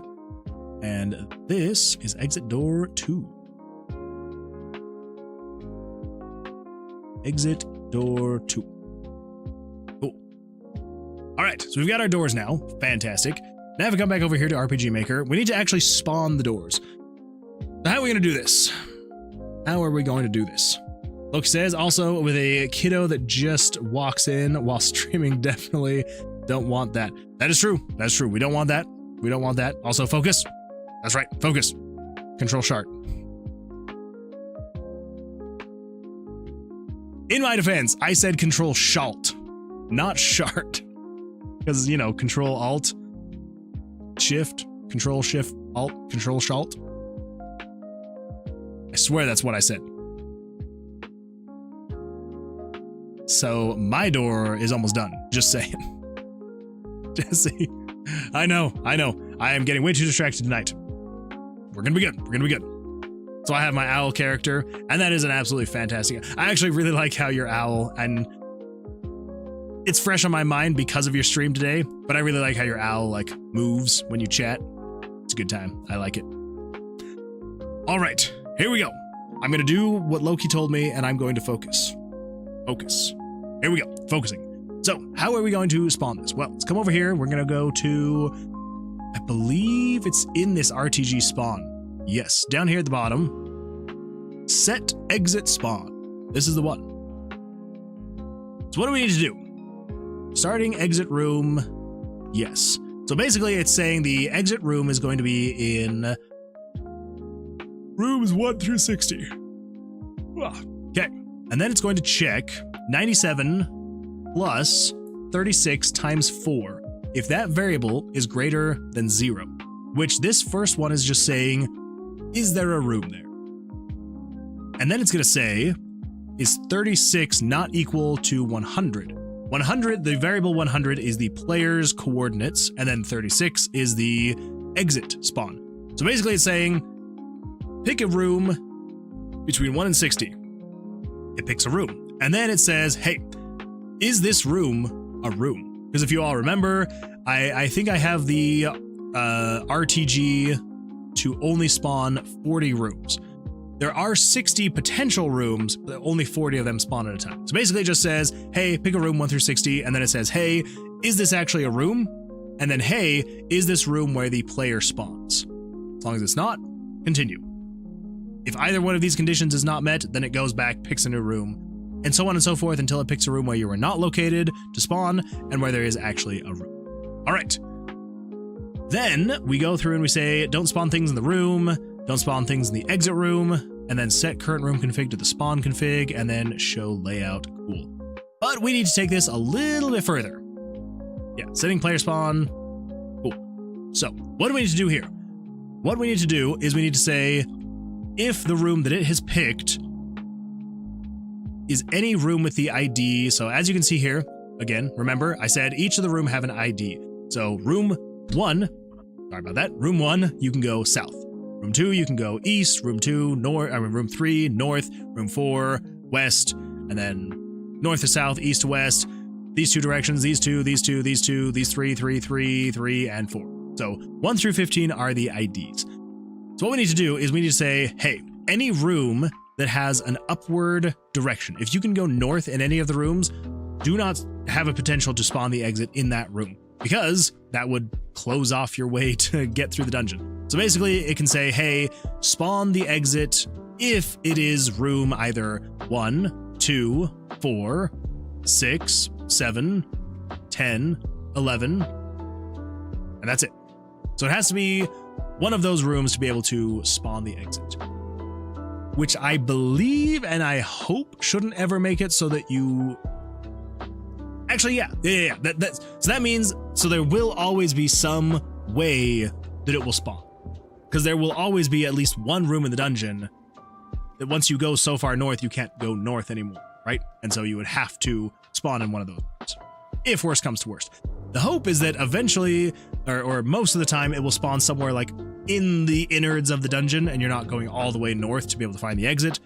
But there is a higher chance of there being an exit to the north, because that's where a lot of the doors are that don't have northern pathing, if that's the right term. So, yeah, anyway. The person who made it is amazing. I believe it. Is it something you commissioned, or was it a good friend that was just like, here you go, I'll make you this?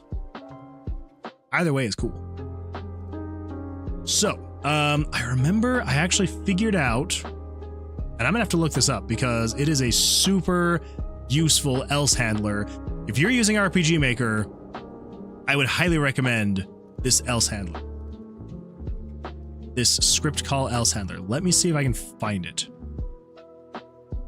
Where would it be?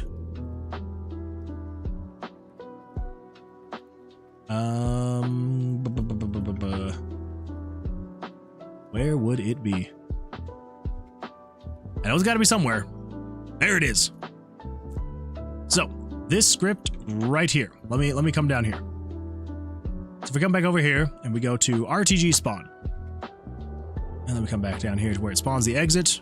Okay, yes. So if you're using RPG Maker, this is an absolutely fantastic way to check a variable that could be any large number of different, it could be any large number of different values. Let me show you. So if we come in here to this second else handler, we do another conditional branch, We say script this right here. So basically, you put a string of values and then dot includes and then in parentheses, game variable, whichever variable. So basically, I am saying if this variable is equal to either 1, 5, 7, 10, 11, 12, 14, or 15, do this thing. This is extremely useful because on RPG Maker, if you don't do this, basically what you would have to do is you would have to spell it out every single time. You'd be like, conditional branch, if this variable is equal to 2, or and if this variable is equal to 4, and if it is equal to 11, and you would just have to go deeper. But with this, you can just say, if it's equal to 1, 5, 7, 10, 11, 12, 14, or 15, then do this thing. Very useful. Highly recommend if you are using variables in RPG Maker where you are trying to, where there's a variable that could be any number of different things, and you're like, all right, if it's any of these specific things, just use that. It's going to be so much easier. So much easier. Autumn__ says, gotta go to sleep now. It's 12:47. See you later, Moon Pops. Holy crap, it is late there. Go get some rest. Hopefully you have a good night. Thank you so much for being here. I appreciate it. And hopefully we will see you on the Thursday stream. Good luck. Robbie, welcome. Welcome to the stream. Glad you were here. It's been a crazy stream. It's been a little bit nuts. We've been off the rails, you might say, and it's good to see you. Glad you're here. Also tell Moon Madre I say hi. I absolutely will. Well, she'll probably be asleep by the time I get upstairs. I will tell her tomorrow morning that you said hi this evening. And I'm sure she will appreciate it. So, absolutely will. Anyway, Robbie, how's your day going? How have you been? A good friend gave her a referral and I commissioned it. Very nice. Well, I would say she did an absolutely fantastic job with it, Axel, so I don't even know. I don't even know what. I'm just giving you a thumbs up. I was going to say a tip of the hat, and then I was like, wait, no, that's cringe. I don't want to say that. I salute her and her work. She did great. Absolutely fantastic stuff. All right, so basically we need to come in here and we need to set all of these values to say if it is one of these things, you can spawn. How are we going to do that? Here's how we're going to do this. So if we come in here, we're going to look at these IDs. So let's increase the size here a little bit so we can see the rooms a little bit better. So room 1, as you can see, does not have a northern way to go. So we can say if you are equal to 1, 2 also does not have a northern way to go. So you can say comma separated 2. 3 does, so we don't want to do 3, but then 4, so we can say 4. 5, so 6, so we want to get rid of 5, replace it with 6. 7 can also be there. 8 can't, 9 can't, 10 can though. 10. 11 can, 11. 12 can't. Okay, then that should basically be the end of it. So yeah, so let's just go back and double check. So we've got 1, 2, 4, 6. 1, 2, 4, 6. 7, 10, 11. 7, 10, 11. Okay, there we go. So if any of the rooms have those IDs, so 1, 2, 4, 6, 7, 10, or 11, then we can equal that. So, cool. Lavis, welcome. Glad you're here. How's it going? It is going absolutely fantastic. We've had a little bit of an off stream. I have been very distracted by all sorts of different things, and so we have not gotten much done in the 2 hours that we've been streaming, but it's been fun though. So, you know, I can't say that it hasn't been a good time, just we haven't gotten nearly as much as I was hoping to get done, but oh well, such is life. It is what happens. So anyway, yeah, how's your day going? Just finished up my stream. How did your stream go? Hopefully that went well. I drew a shield yesterday, and now I have it working today.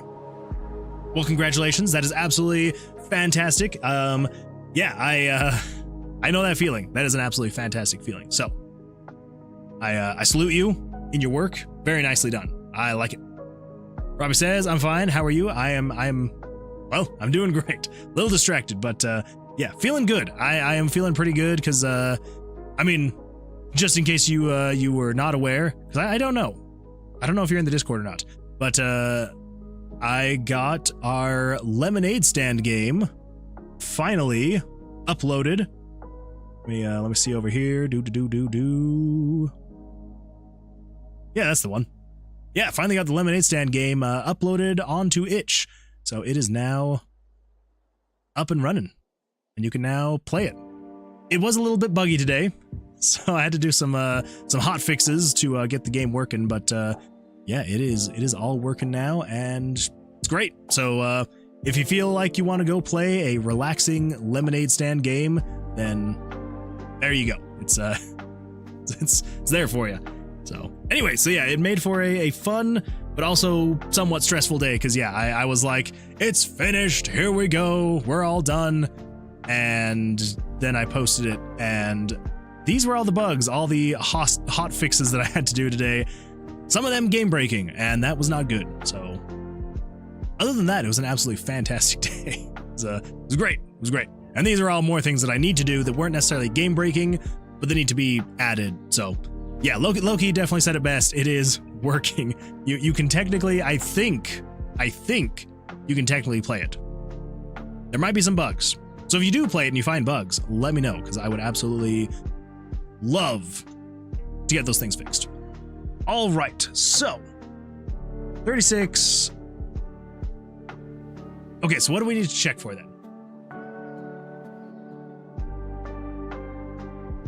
We're good. Just had to cough a little bit.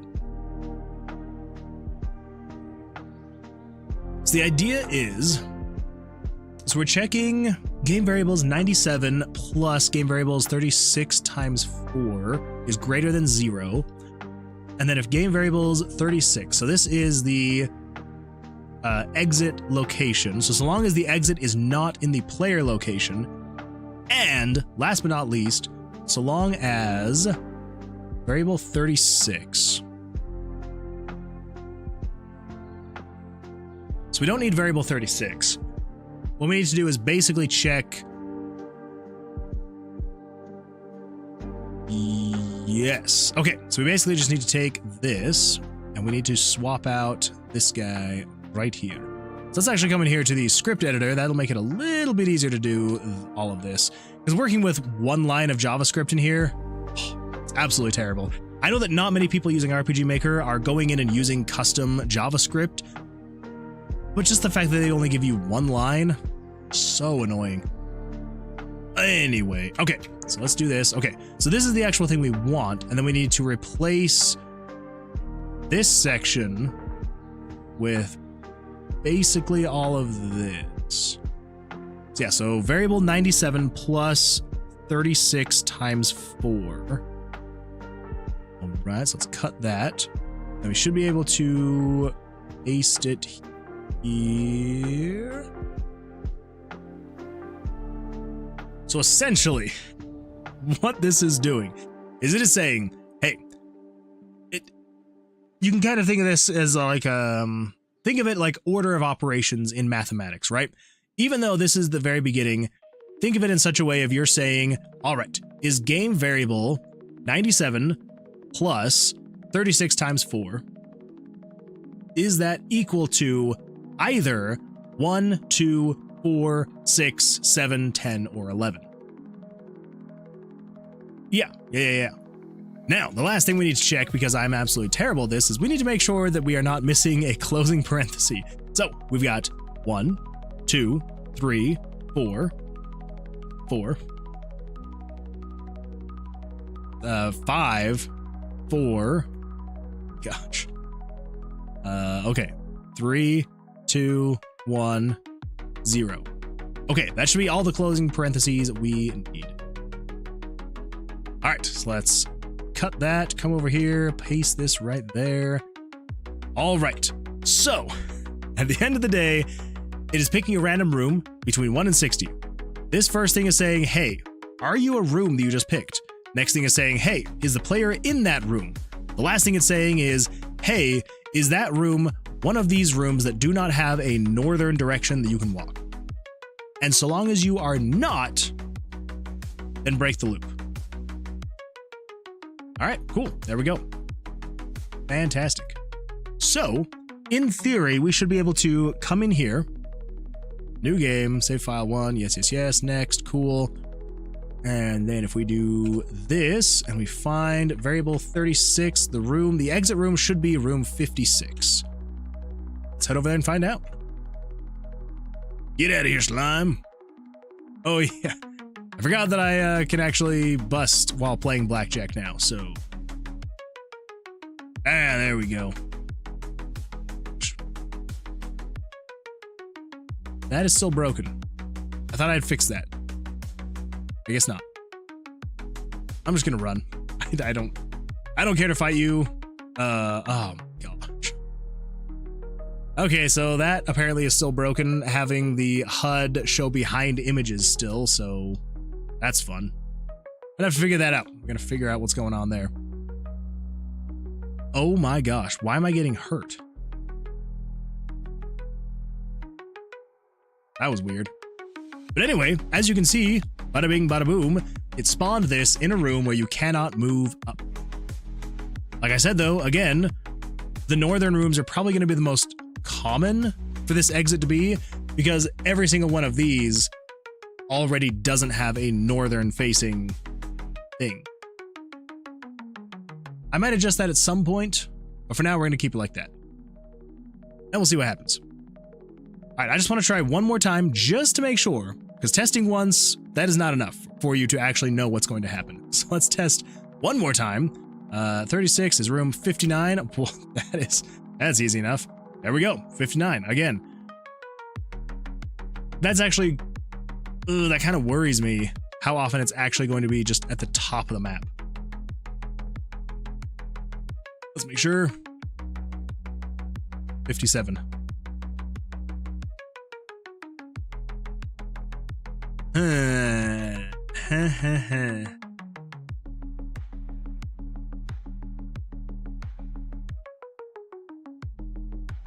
I might need to fix that, because so far every single one of those has spawned at the tippy top of the map, which is fine to a point, but I don't want people to, okay, there we go.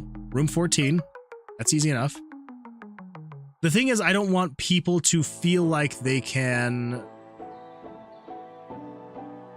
I don't want the dungeon generation to be predictable, right? And so I don't want people to be like, oh, I can just head straight up to the top, and chances are that's where the exit's going to be. I don't want that to be the case.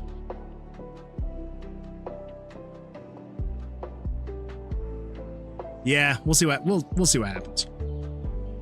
Oh my gosh. What the freak is happening here?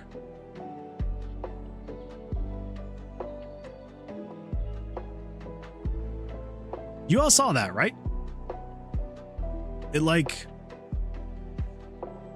The card's like attacked. The card's attacked him. Am I going crazy? I feel like I'm taking crazy pills.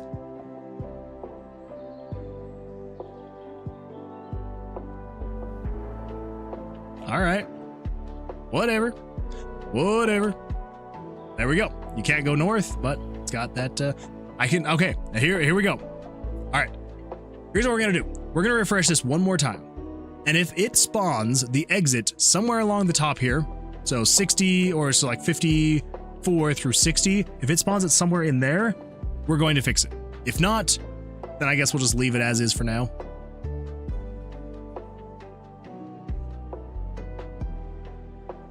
$59, yep, all right, we gotta fix it.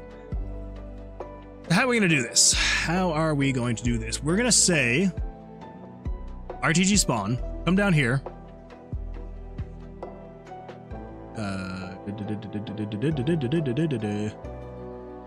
Or right. There we go. Set exit.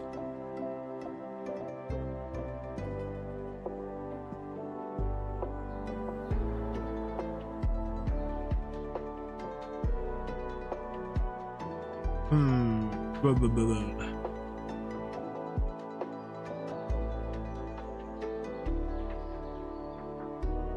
let's do this. We're going to say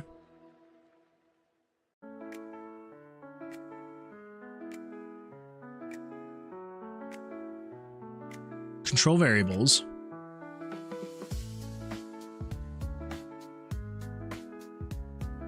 We're going to say exit spawn checker. We're going to add 1 to exit spawn checker. So basically it sets randomly 1 through, let's see, so that's 60, 59, 58, 57, 56, 55. Would that be right? 55? 55, 60, 61, 62, 63. What the freak am I doing? 55, 56, 57, 58, 59, 60. Counting is hard, okay? Don't judge me on that. That would be 6 rooms. 55 through 60 is 6 rooms. Okay, so this is going to set it between 1 and 54. And then it's going to add 1 to exit checker spawn. Actually, no. Now we need to do conditional branch. If exit spawn checker, if you're equal to 20, I guess, maybe 20, sure, 20. We'll just say 20. So if you're equal to 20, but if you're not, then here's what we're going to do. So if you're not equal to 20, then just try rooms 1 through 54, 1 through 54 again. Once you hit 20 though, so essentially what we're trying to do is we're trying to have it force the exit more often in the dungeon itself. Now, it is not lost on me. There is a possibility that when it spawns the dungeon, it will not ever have rooms on the inside of the dungeon that don't have a north direction, right? So the idea is, maybe we'll set this to 10. The idea is this little counter here. This is basically just saying this is going to try and put the exit somewhere more into the dungeon 10 times. It's going to try it 10 times. If it fails all 10 times in a row, then we're going to say, now just try 1 through 60. Like, just try it again. 1 through 60. If you have to put the exit all the way at the top where the northern paths aren't, then just put it up at the top. So hopefully this will make it so that it will more often than not spawn more in the dungeon. And then on the off chance that it doesn't, then just do that. And then we'll set this to 0. That way, the next time it goes to spawn the dungeon, it will be reset and it'll be good to go. All right, so here we go. Save that. Let's come in here. New game, save file 1. Yes, next. Here we go. And if we check in here, 36 is 44. So that is not on the top row. Fantastic. And if we check again,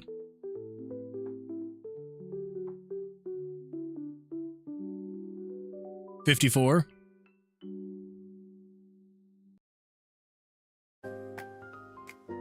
$54 is like right here, isn't it? It's like that's like right before the top row.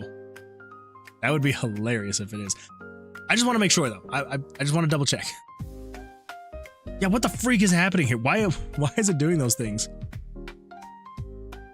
Okay, it's not like when I'm pressing up. I also got hurt for some reason. Okay, it's because I'm rolling a natural 1. That would be that. Okay, where the freak am I going again? 54? Oh my gosh. Okay, yeah, that literally is just right before the top row where it has a lesser chance to spawn.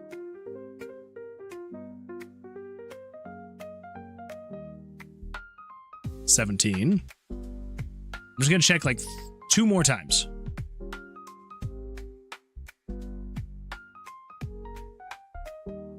$27. 1 more time. Here's the thing. I don't want it to never spawn at the top. I just want it to be less often.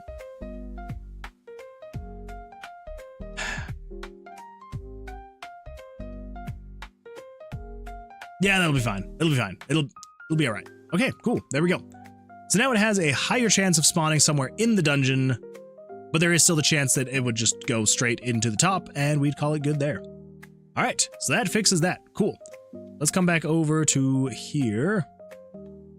Makes exit spawn only in rooms with no forward potential. That is done. We're also going to say make exit doors instead of stairs. Now we already made the graphics themselves. We need to actually show them versus the stairs. So come back over here to RPG Maker and we go to the spawn monster / item / trap / decor.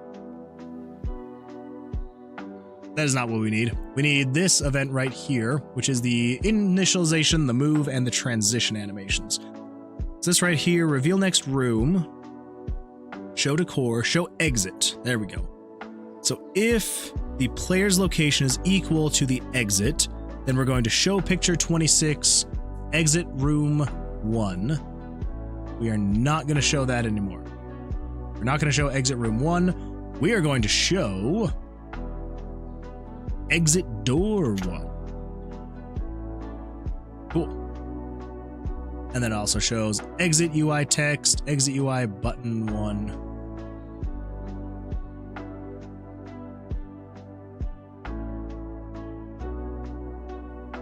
26, 27, 28.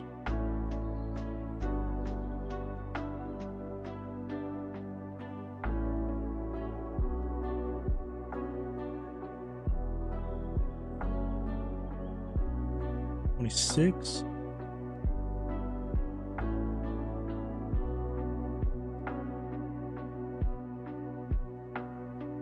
Wait a minute. Exit door 1 and then exit UI text. 26. Oh dear.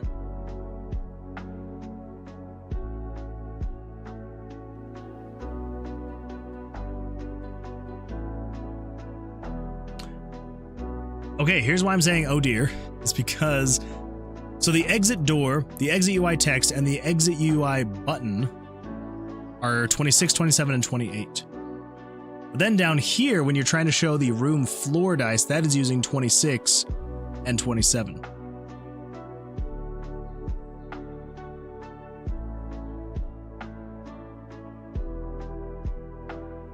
So basically, here's the problem. We find where the exit is.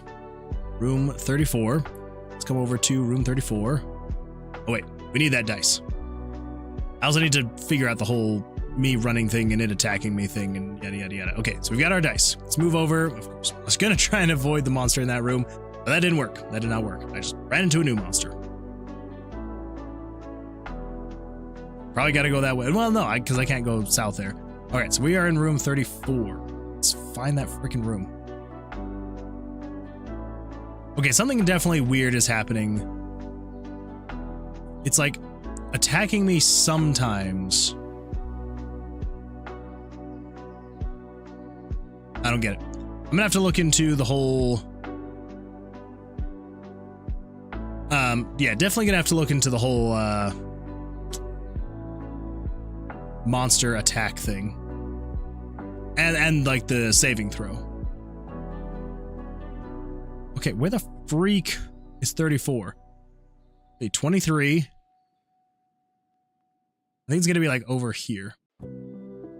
Of course, I found a dead end. See, this is why I turned off the bust mechanic of the game. It's because it's just so much easier to just... Oh, well, there we go. Got a blackjack. Yeah, I should just start killing the monsters. Why am I running from the... Oh, jeez. Oh, sucker. I got the tie. And you suck, man. Okay, that's actually kind of cool. I know it's kind of hard to like... I mean, I guess you can kind of... You can see the location just as well as I can. As you can see, I was up here, so I couldn't just go down, so I had to go like all the way out and around, and then there was this narrow hallway that went up, and then it led to the doorway. See, that's the kind of stuff that I'm wanting in this game. That kind of dungeon layout. Anyway.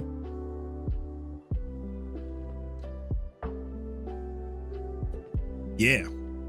Cool. Well, there's the door. Shows. Now here's the issue. Here's what we're running into. If I put a dice right here, I believe it's going to get rid of this proceed button. Oh, that's right. I made it so you can't put the dice down in the exit room. Okay, I do remember that now. I do remember that. I remember we did have this potential issue before, and I nipped it in the bud because I was like, well, just make it so you can't put dice down in the exit room. Makes so much more sense now. Okay, cool. Well, with that...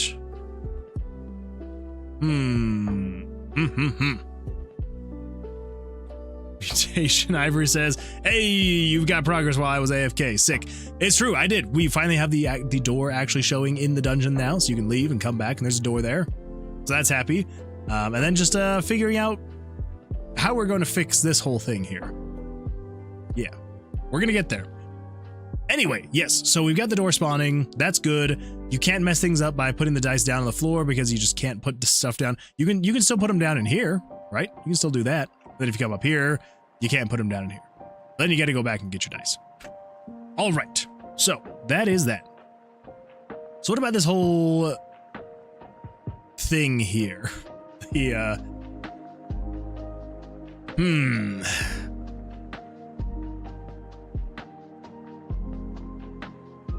Well, I think what we need is some text. So here's what we're gonna do. I think we can just close this. We don't need this anymore. We don't need it. We don't want it. Let's get it out of here. So here's the idea. The idea is we need to, down here in the bottom area, so you got card area, new concept. All right, so sigil, magical sigil is on the floor. Activate sigil and leave the dungeon. Let's get rid of that. Buttons, there's those buttons, and cards, there's those cards. Those are old cards. Let's get rid of those old cards. All right, new combat. There we go. And then buttons. Do we need these buttons? I don't think we need these buttons anymore. Draw and attack. Yeah, we don't need those buttons. We're getting rid of those buttons. Goodbye. All right, let's create a new group. This one is going to be called the Exit. Sure. Okay, so here we go. We're gonna have this come over here, and we're going to say you are that color. Fantastic.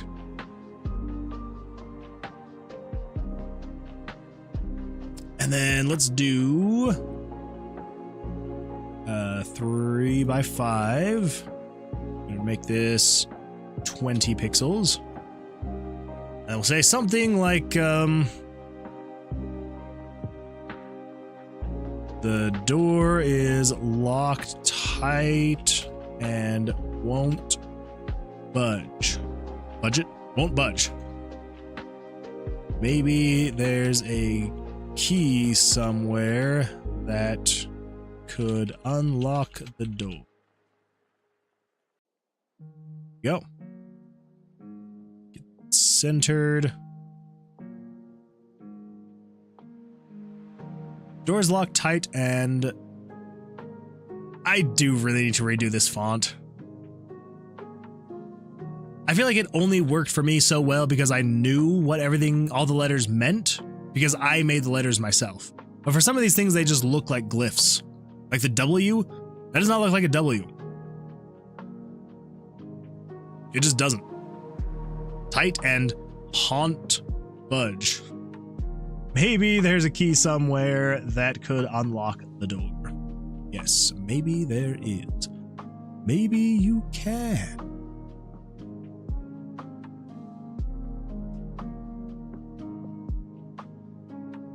Okay, just make sure we're good to go here. So it's 10 between words, 4 between letters.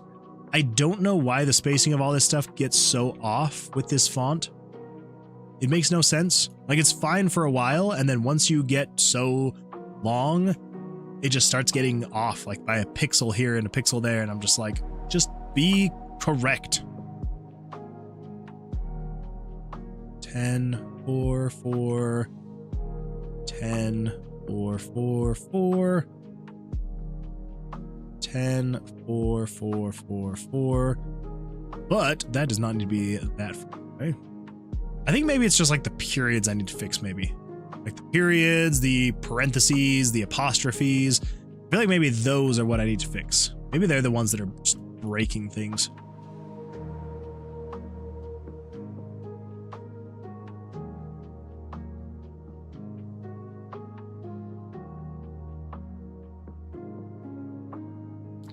Move that over 4, so I need to move this over 2. Oops. There's a key somewhere.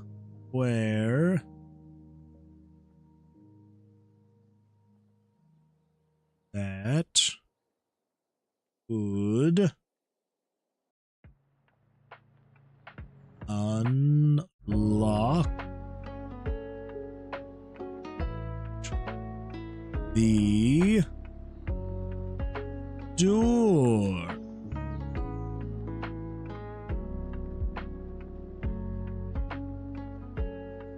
All right, there's that. Cool. So let's get this thing centered. I guess it didn't get off as much as I thought it would, but yeah, that's fine. All right, so what would that be? 272 divided by, whoa. Oh my gosh. 272 divided by 2 is 136. 136. Cool. There we go. Easy enough. Steve Soma says, that could unlock the door. W and M are always a pain with fonts. Yeah, well, especially because, like, the purpose behind this font specifically, like, the reason why I even made this font how it is because I wanted a font that was pixel perfect, 3 pixels wide by 5 pixels tall. That's what I wanted.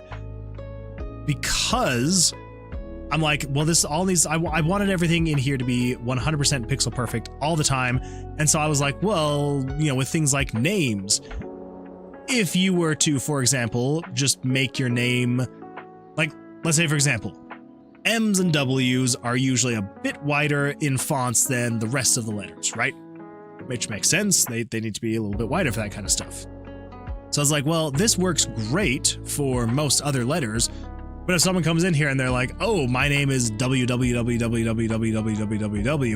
it would then be longer, because even if I'm like, hey, you can only put in 8 characters for your name, if those 8 characters are all W's, now your name's coming out to here. So it's kind of my way to, like, try and keep the UI from breaking itself. But I think I think I'm gonna have to figure something out eventually, because I don't think I can use this font and have it be usable for the most part. You know, I feel like I'm gonna need to have a different font that other people will be able to read better, because yeah, it's not great.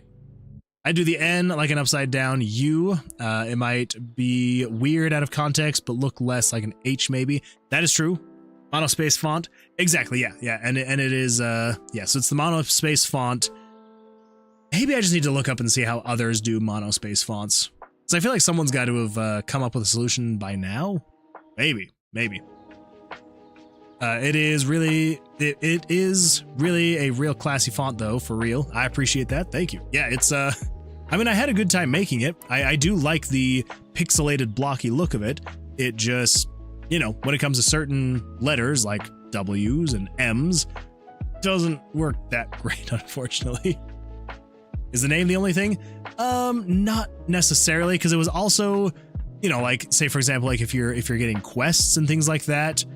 Because the thing is, like, I want this to be as pixel perfect looking as possible by the end of the day, right?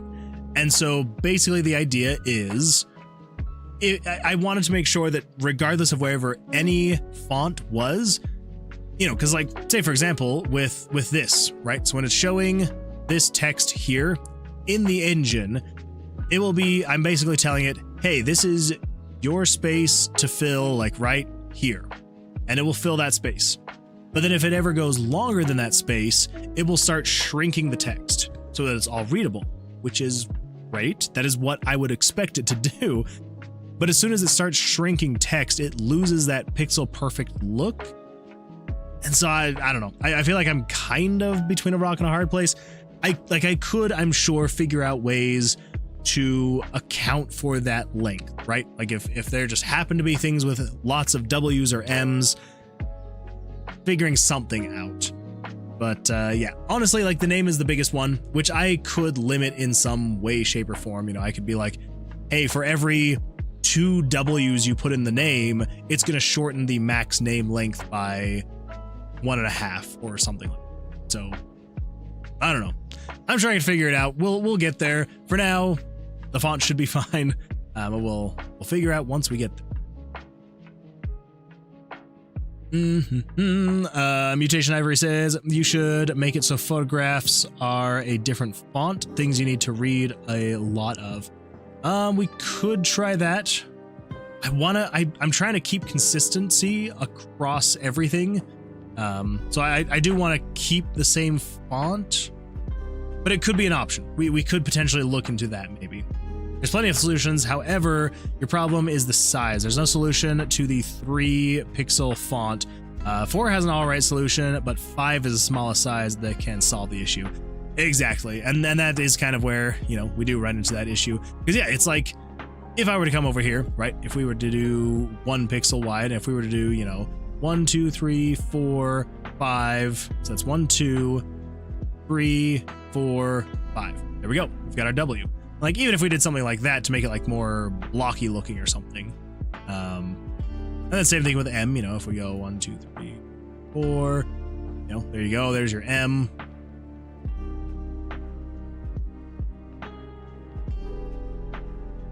What if I just do like make everything like super long? She doesn't look too bad.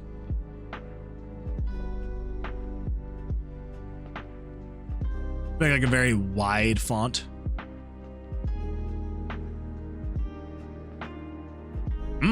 Maybe. I almost feel like it has a very futuristic look to it like this.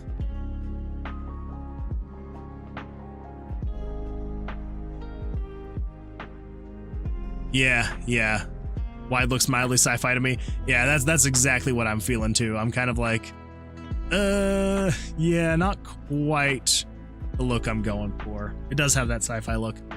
Yeah, so I mean, I probably could just swap the, or update the font eventually. Yeah, make it so that like there are special exceptions, you know, with M's, with W's. I think that's about it. The M and the W are really like the 2 biggest ones that are just like wider than everything else. So anyway, that's that. So we will figure it out eventually. For now, I'm like, while I'm doing it myself, yeah. The C is 6. Oh, did I do it 6 wide? That's my bad. That's my bad. I probably should have been counting while I was doing that. Anyway.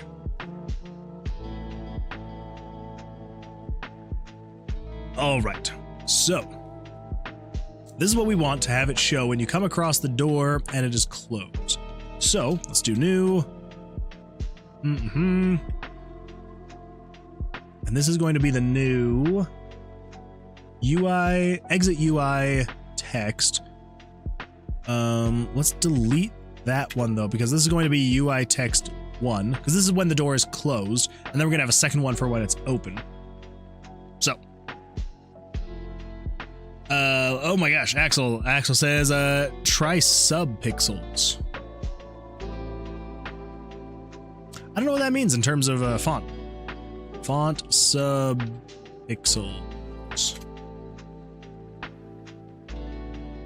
Oh, okay, all right. Now that I see it in context, okay. Well,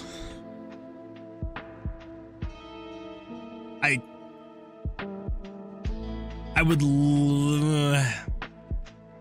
love to, except for that I'm trying to, again, like I'm trying to keep things pixel perfect. And so basically the idea is like, so I know that in this section here, right, like I could do sub-pixeling, right? Because right here in this view, when it's 1280 by 720, technically 4 pixels is 1 pixel. So I could do sub-pixeling and things like this, right? But I'm trying to avoid doing anything like that because I want it to all be pixel perfect looking. And so as soon as I start doing that, it kind of loses that whole blocky, pixely look. So yeah, that's my biggest struggle right now is I'm trying to do everything in like the blocky look. Cause like, even though like I technically know that I could switch it up and I could do subpixeling and things like that. I'm just trying to remain as faithful looking to like original, you know, old school looking graphics as possible. Where it's like, you know, back then, like it wasn't possible because like a pixel was a pixel, right? And so anyway, that's kind of where I'm trying to go is I want to keep everything the same height, the same look, the same everything like that. So I'm sure we'll figure something out. We'll figure it out. But I do like that idea, Axel. That is a really good idea. Oh my goodness, Jack's builds. Thanks for the follow, Jax_builds. Thank you so much for the follow. I appreciate that. Welcome. Glad you're here. Hey man. Hey. Yeah. Welcome. Glad you're here. Hopefully you will enjoy your time here. And yeah, we're working on a dungeon crawling roguelike RPG. It's a good time. We're trying to make progress making this game. It's been one of those nights where we're just kind of chatting a lot, which is fun. But can you give me an advice? Absolutely, I can. What advice would you like? I will try my best. We'll see what happens. Diva Zoma says, for the quests, you just need to measure and make sure you choose the words that don't go too far. As for the name, you could move the portrait down and put the name above it. That's true. And with some UI changes, which probably will happen, we probably will change, especially this player card section here, that probably will get changed up quite a bit. And then same thing with the quest, like you were saying. Yeah, it would just be a matter of, we would just make sure that the names of the quests will fit in that section there, and then we'll be good to go. So we will get there. It'll get to the point where, you know, I don't know. We'll get there eventually, is what I'm saying. Jack's build says, my focus is like a monkey nowadays. I want to fix it. It's ruining my life. So you're struggling with focus. Is it focus on one specific thing or just anything in general? Like you have a hard time focusing on stuff?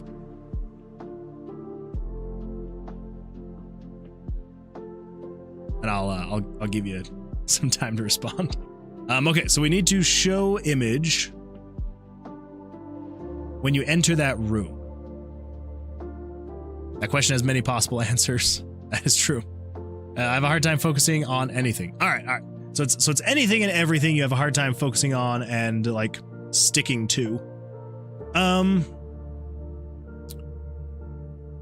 The advice that I would give you is my own like personal thing that I do when I can't focus. So I can't promise that it's going to help you or anyone else who may try and take this advice.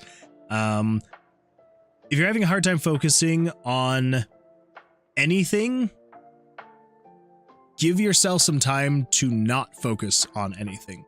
And I mean anything. Like, because some people will say like, oh, take a break from like the job you're working on. Take a break from the school you're doing, from the homework you're doing. Take a break from the game you're playing, the music, like, and they'll try and be very specific, or they'll try and be like, oh, well, replace with this other thing. But if you can't focus, then going to another thing is not going to fix it. So give yourself some time to not focus on anything. Now that amount of time is going to change based on what is going on in your life. Because if you have certain deadlines for things like, let's say for like if you are in school and you've got homework, right? And you're like, I need to get this homework done in the next 2 days. Like, obviously you can't be like, I'm going to focus on nothing for the next week. Because like that is stuff that you do have to do. But at that point you would just say, okay, if it's due in 2 days, I'm going to focus on nothing for the next 1 day, the next 24 hours. If you've got 48 hours when your next deadline is, give yourself 24 hours where like, I will not focus on anything I know that for me, when I'm like, I need to do this thing, like if things are stacking up and I just can't focus on anything, if I give myself time to step away, and I'm not going to tell myself I'm going to go focus on this other thing, because it's not going to help your brain relax or recharge or recover, because you're still focusing on something. It's something different, but it's still trying to focus on something. And so just give yourself some time. Let your brain not focus on anything, whether that be leisure or work related, anything at all. Just kind of let it run its course for a little bit. And I found that with me anyway, it kind of helps me reset a little bit when I'm just like, don't focus on anything specific. Just get through the day, do what you got to do. Let it kind of just happen. And then I feel like the focus kind of comes back into perspective for me anyway. So again, I don't know if that's going to be helpful for you, but that would be my advice, just because it's worked for me. I'm in the AI industry. If I don't create the AI model, they're going to kill me. Well, find out when the deadline is. And whenever that deadline is, cut it in half and say, I'm going to focus on nothing for this half. That way, when I get to the other side of that half, maybe it's 1 week. All right. So maybe you don't even have to cut it in a full, like, I don't know, maybe cut it in a quarter. Give yourself 2 days or something like that. Or you don't focus on anything. You're just letting life go whatever direction it's going to go. You know, don't try and, it's just don't focus on anything for those 2 days. Let things happen. Take care of whatever's happening. It's the best way that I can describe it is you have the focus is outside of the whirlwind, right? But life will often catch you up in that whirlwind, and it's difficult to get past that whirlwind, but you feel like you've been focused on the things past the whirlwind, even though you haven't been able to actually make any progress on anything past the whirlwind. So let the whirlwind happen. Let it sweep you up. Let it have you go wherever it is going to take you. And then at the end of it, get out of that whirlwind, and then try and get past the point and get to where the goal is. Again, might not be useful at all to anybody else. For me anyway, personally, it has helped me quite a bit every now and then, is to, just let that happen. And oftentimes I get out of the other side of the whirlwind and I feel like I'm able to focus a bit more on what's on the other side. So, I don't know. Divas almost says, writing down everything you need to do can help, either in Notepad or IRL. That is true. Because sometimes you can get overwhelmed with your thoughts of like, I gotta do this, I need to do this still needs to get done, I need to go over here. I mean, that's how I was feeling with Tomb of Versilius for a very long time. I was like in my head just thinking about all of the things that I needed to do for the project. And it was not good. It was not good mentally, because I felt like there were so many things that I needed to do, so many things that I wanted to do, and I felt like I was forgetting a lot of things that actually, needed and wanted to happen. And so, so writing down a list of things like to-dos was a huge help. So that could help as well. Writing things down can also help a ton. My problem is that my head becomes hot and pain starts back on the backside of my neck. It's like a migraine. You might need to drink more water. Make sure you're drinking water. Water is an extremely important thing to have in your life. And if you're not drinking enough of it, I know I'm saying this in like almost kind of like a jokey sounding way, but like water, eating healthy, getting good amounts of rest. Those three things can be huge in honestly fixing so many things in life. Not just health, like physical health, but like mental health. There is nothing quite like a good night's rest, eating healthy, and drinking, the recommended amount of water for yourself. That could be a good place to start. You might want to start there. Migraine. It's definitely does sound. And my job is to sit in front of a computer all day. I do understand that. That struggle is definitely not lost on me. I'm an IT manager, and so I sit in front of a computer for, 8 hours a day in the office, and then I get home, and a few hours later, for 3 days out of the week anyway, I then come sit down here in front of a computer for another 4 hours. So I definitely understand that struggle. With that case, something I would highly recommend is like proper desk, what's the term? Not etiquette. Being at your desk properly. And there's a lot of things you can do. For you, it's 18 hours a day. Bro, where are you working? 18 hours a day?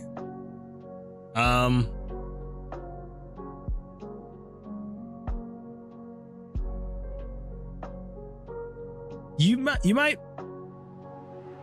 want to talk to someone about that, because and like someone other than me, that doesn't sound healthy at all.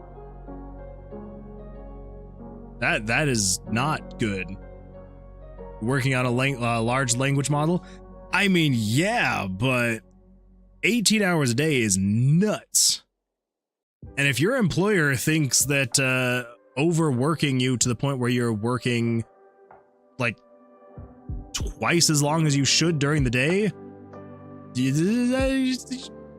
they're not actually going to get twice as much work out of you. Like, there are many studies that have shown that, like, just because you are working overtime doesn't mean you're actually getting the overtime amount of work done. So, yeah, again, I don't know where you are in the world. I don't know who your employer is. So, I mean, I guess if you're like employed by, I don't know, the Chinese government or something like that, maybe there's not really anyone to talk to. Or, but I would say if you're employed in a reasonable country by a reasonable employer, yeah, that's way too long. That is way too long. I mean, even small teams, like, you should not be working that long. Yeah, I would definitely talk to someone. Be like, hey, this is not, like, don't say, hey, this is not working, because that would lead them to think that, like, oh, you being here, working here is not working. Okay, cool, we'll go find someone else. But yeah, just that you definitely need to talk to someone, because that is way too much work. And if they know that you are working that long, and they're like just like okay with it, that is not good. Because yeah, like obviously it's gonna give you issues both physically and mentally. So yeah,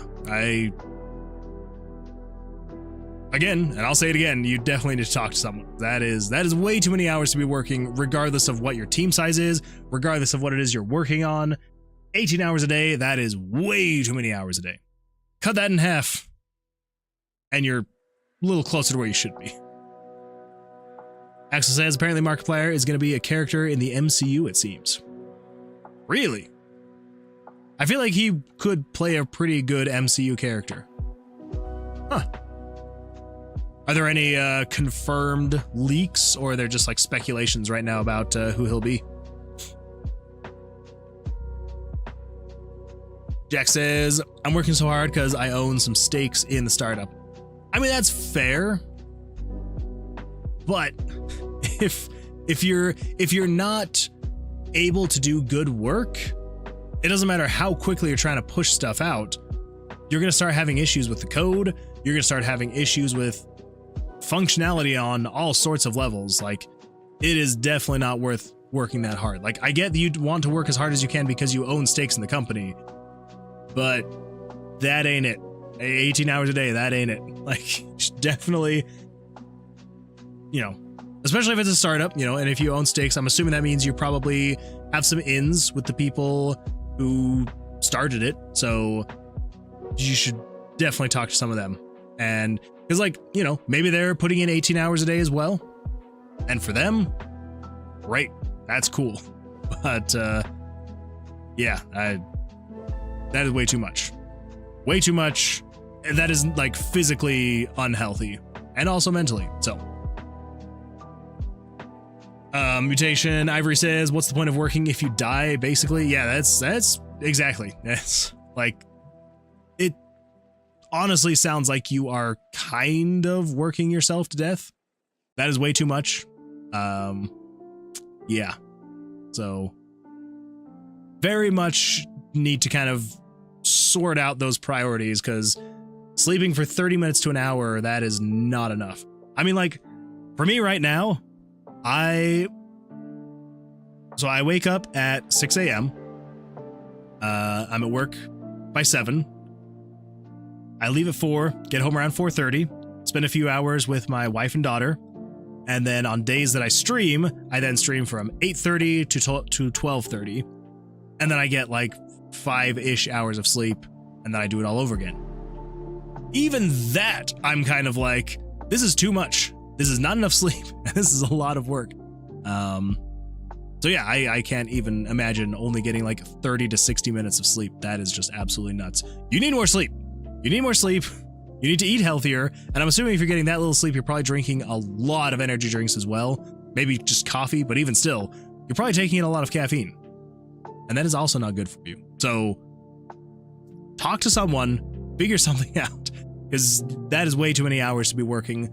If nothing else, frame it in such a way that you're like, I want to do my best work, and my best work is not going to happen on 30 to 60 minutes of sleep. So if you're worried about, them kind of retaliating or getting upset at you, just let them know. It's like, I am wanting to do my best, and my best starts after at least 6 hours of sleep. So, maybe try and put it like that. Yeah, lots of sugar. Yeah. And that is going to be very unhealthy for you, both, again, physically and mentally. So yeah, definitely need to talk to someone and try and just be like, look, I love what I'm doing here, but I need to do a little bit less of it during the day so I have a little bit more time to sleep, at least. So, and mentally I'm broke. Yeah. And kind of like what Mutation Ivory said, like, what's the point of working if you die? Like, there can be something that you really enjoy, and maybe you want to put in the extra time and effort, and that is totally fine. Like, there's nothing wrong with working overtime. There's nothing wrong with being dedicated to what you're doing. I mean, like, for me right now, I'm essentially kind of working like 12-ish hour days most days, because I work for 8 hours and then I stream for like 4 hours, right? And it's a little, it kind of is a part-time job for me, and it's a little bit of extra work, but it is something that I absolutely love. And so I'm like, you know what? It's worth the sacrifice to like miss out on some sleep here and there. It's worth it. But 18 hours, that is way too much. You definitely need to switch that up, because yeah, no, and hey, if it comes down to it and you're like, I'm going to go take my skills somewhere else where I can actually get some sleep in between work, then maybe that's something you need to do. So I don't know what the stake in the company will mean if you leave, but yeah, honestly, mental health, that is something that so few people actually focus on, but it is one of the most important things to focus on, because mental health is basically the backbone of anything and everything. If you lose your mental health, you're not going to be able to do or want to do anything. So yeah. Anyway, all this to say, I would 100% talk to someone at that startup. Just be like, I love what we're doing. I love doing it. I want to keep doing it. But there needs to be some rebalance in the work life, because yeah, that's not it. You just cannot do that. Axel says, I'd love to stay, but I gotta go. Moon Man, see ya. Thank you so much for being here, Axel. I truly appreciate it. Yeah, I will hopefully see you on the Thursday stream, and yeah, good luck, and we'll see you then. I hope. I will return to break your game. Thank you. I need more people breaking my game. So, TK Gamer says, hello there. It has been a very long time. Glad you're here. How's life going for you? I feel like it's been at least a few weeks, but it feels like a very long time. Yeah. How's life? How are things going for you? All right. So we need to show.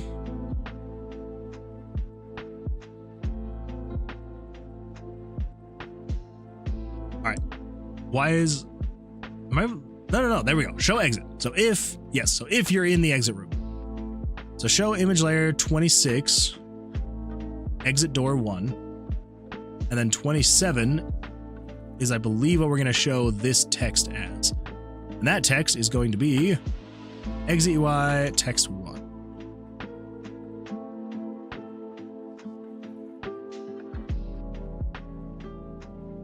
Easy enough. And the exit UI button 1, we can just not show that one. And self switch for 9.6.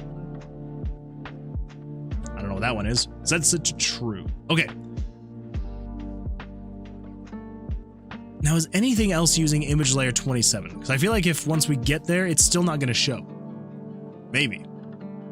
I guess time will tell. Time will tell. All right, 36, so room 1. Of course, we're on the absolute opposite end of the dungeon. Jack says, I enjoy making game engines, but after entering into AI industry, my game engines kind of stopped.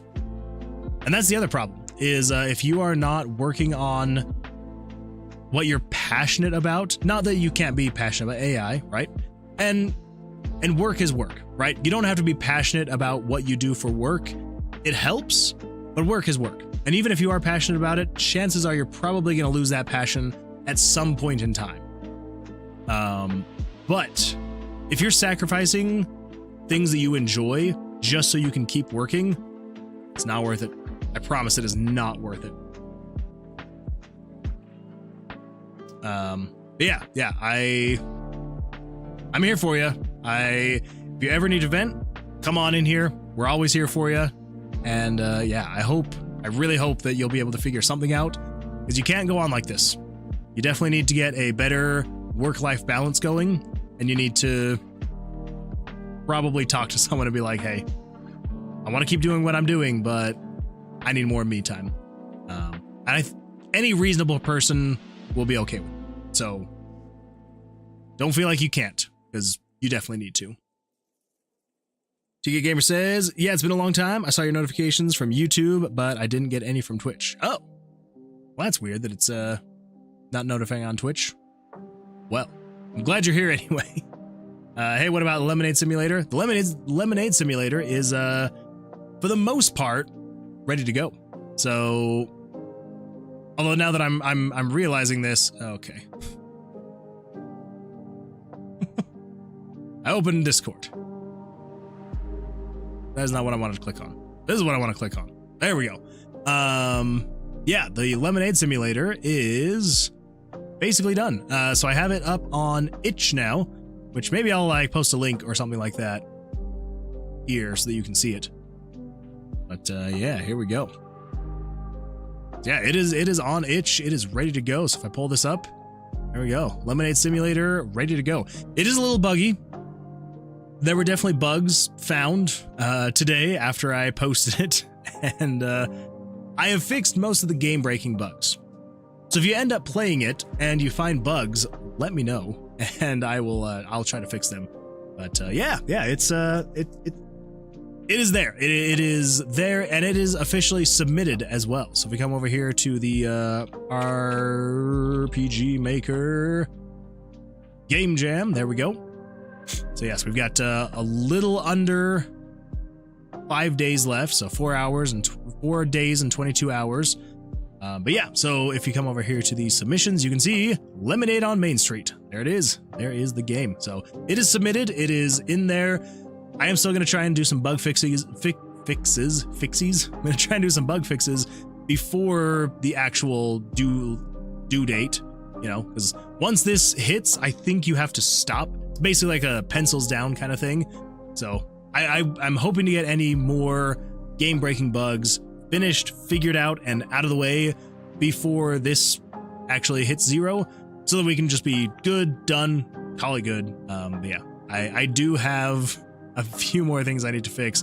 This is my list of other bugs / small things that I want to add to the game before that timer runs out. But we technically have it submitted, and so long as it doesn't break within the first 10 minutes of gameplay, then it passes. If it breaks, then it gets disqualified. So, I don't know. We'll see. Anyway, that is the very long answer to your question of where the lemonade game is. It's done.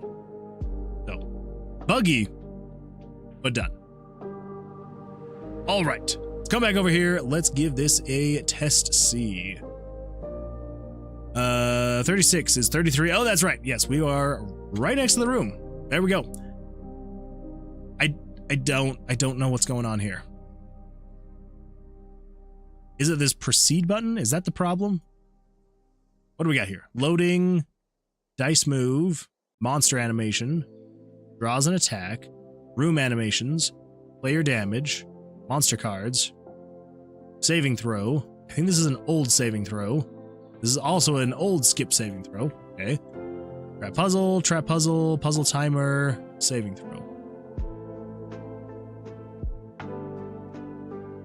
So...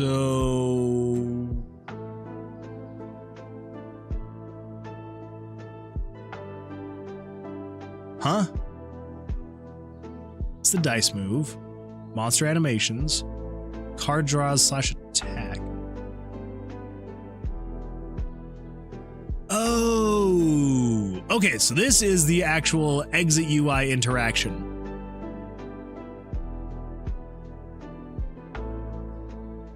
Okay.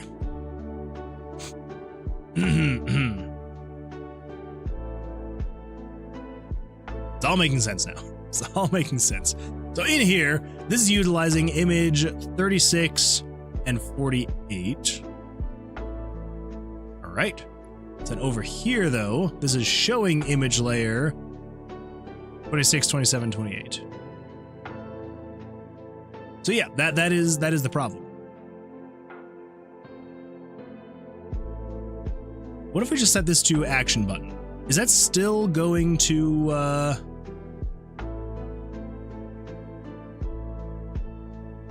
We'll see. We'll see. I feel like something is just like erasing those images though. 13, 16, 15, 14, 13.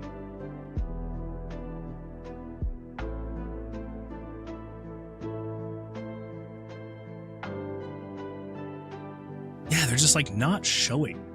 And I don't know what's erasing that image layer.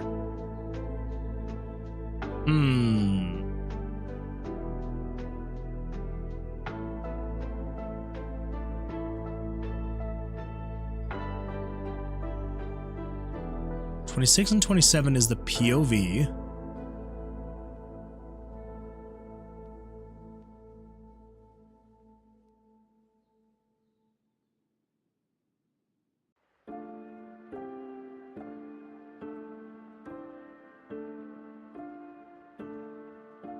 I think that might be the problem.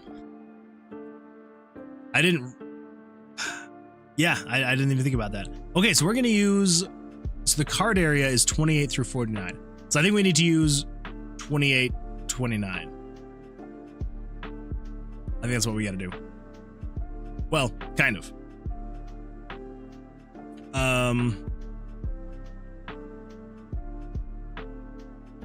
This right here.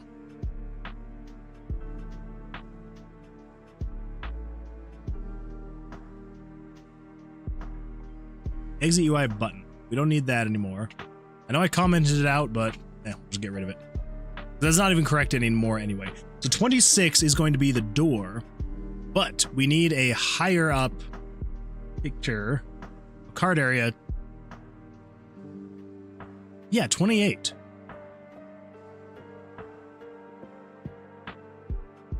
'28 should work.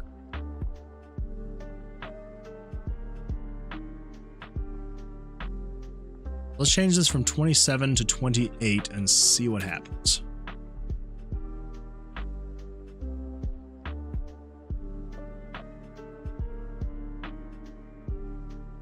Okay, 40 and we're at 31.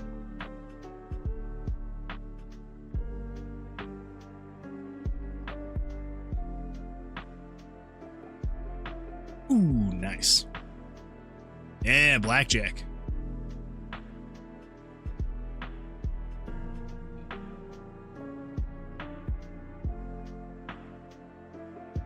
Hey, there we go. Door is locked tight and won't budge. Maybe there's a key somewhere that could unlock the door. Fantastic. Okay, so it was just an image layering problem. I was racking my brain so hard to figure out exactly why that was not showing. That was just sad. Oh, that was just sad. Okay, all right, here we go. So let's now figure out exactly where we want to show it. Over here. You are going to show more centered, and that is going to be...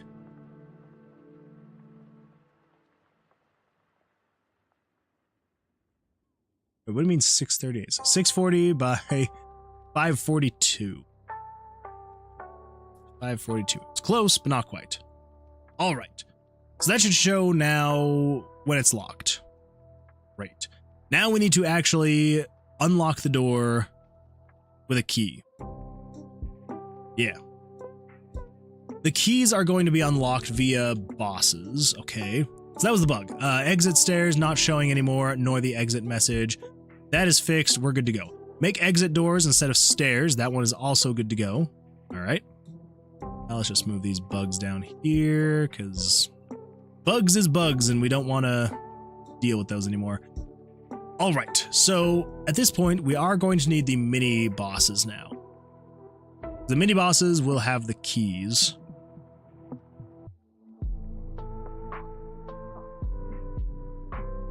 Ooh, yeah.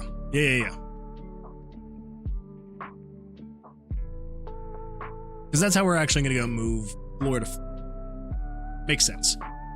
Well, we definitely cannot start on making mini bosses tonight, because that is a huge undertaking, so... Not gonna do that. Let's see. We've got the intro dialogue. That is, just move that so far down. Great mini boss. Add a 9th card draw. Make low spawn chance of a d20, but most of the time it's a mimic. Add a new puzzle. Trap puzzle memory. Decoration mouse in a hole. Add autoplay toggle.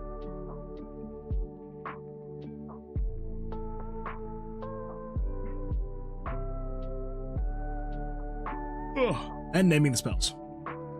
Naming the spells is one that we do need to do. Gonna be an eventual thing. We're probably gonna chat about it in the Discord server, honestly. Like, we'll probably chat about it a bit on stream, but I think we're probably gonna do that in the Discord server, where we'll just kind of create a whole, maybe like a new channel for spell names based on how you combine things. Anyway. TK Gamer says, I'm so sorry, did you say anything? I was gone. No, you are totally fine. No worries at all. When did you leave? Did you hear me talking about the lemonade stand game simulator? Maybe we start mapping out what we're going to do for the town, what it's going to include, and all that fun stuff. Oh, okay. Yeah, so it's finished. It's good to go. It's a little bit of a buggy mess, but I posted a link to it in the chat right there, so I don't know if you'll be able to access itch.io. That's where the game is at. If you can't access it, I don't know what to tell you then. But yeah, so it should be good to go. Again, like I said, little buggy, but yeah, so there's a link to it, and I definitely need to be going through and figuring out bugs before the actual deadline happens, because that deadline is coming up fast. But yeah, so it's done for the most part. Oh man, it is getting late. 2 of my games are there. Oh, nice. I can't remember if I'm following you or not. I think I'll have to check on that. I will have to check. Oh man. I'm actually kind of thinking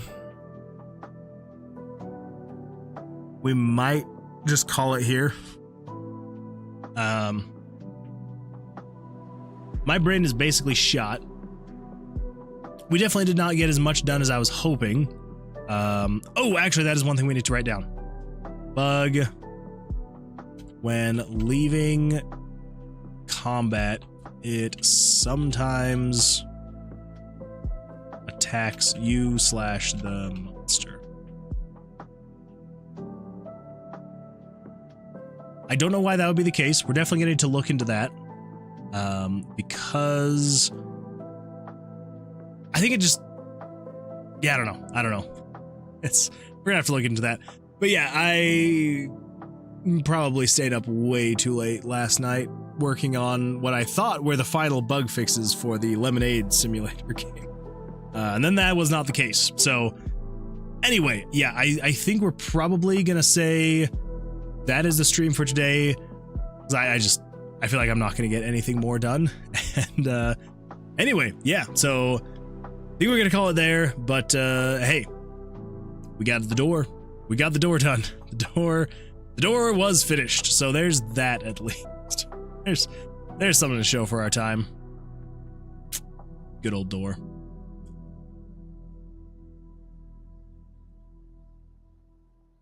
Oh man. All right, cool. Well, I am so very grateful for everyone here. Thank you all for chatting, for hanging out. It was a grand old time.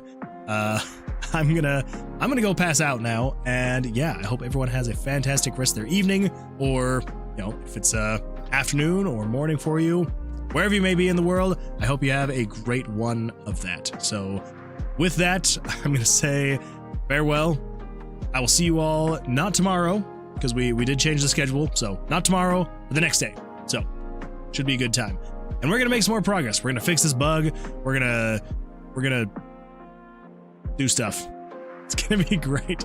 I don't know, maybe we'll actually get started on the mini boss again. We'll see if we can actually get that working, or we might start trying to work out maybe the town. I'm kind of wanting to get the rest of the dungeon finished before we do the town. Yeah, so we might just do the mini boss tomorrow. I mean, Thursday. We'll see what happens. But yeah, I changed my schedule. Yes, yeah, I did change my schedule. So it is now Sunday, Mondays, no, Sundays, Tuesdays, and Thursdays. So it's basically the exact same schedule. Just the last stream of the week is just pushed one day further out.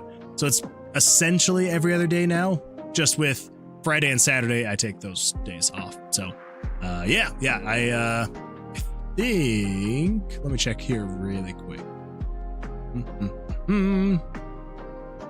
Channel. Oop, I hear myself. Schedule. Yeah, there we go. Yeah, so I've got my schedule. So yeah, so Tuesdays and Thursdays and Sundays. So that is my schedule now. So I tried to get as close to every other day as possible, but obviously with an odd number of days in the week, kind of hard to do every other. It's Friday for me. Yes, exactly. Yeah. So basically every other day except for the 2 days in between. So yes, so it'll be Friday mornings for you, mornings / afternoon. Yeah, so good times. Anyway, well, with that, I'm gonna say thank you so much for being here, everybody. I hope you have an absolutely fantastic time, and I will see you all in 2 days when we are back for our next stream. Be a good time. So till then, take care, and I will see you all then. Goodbye.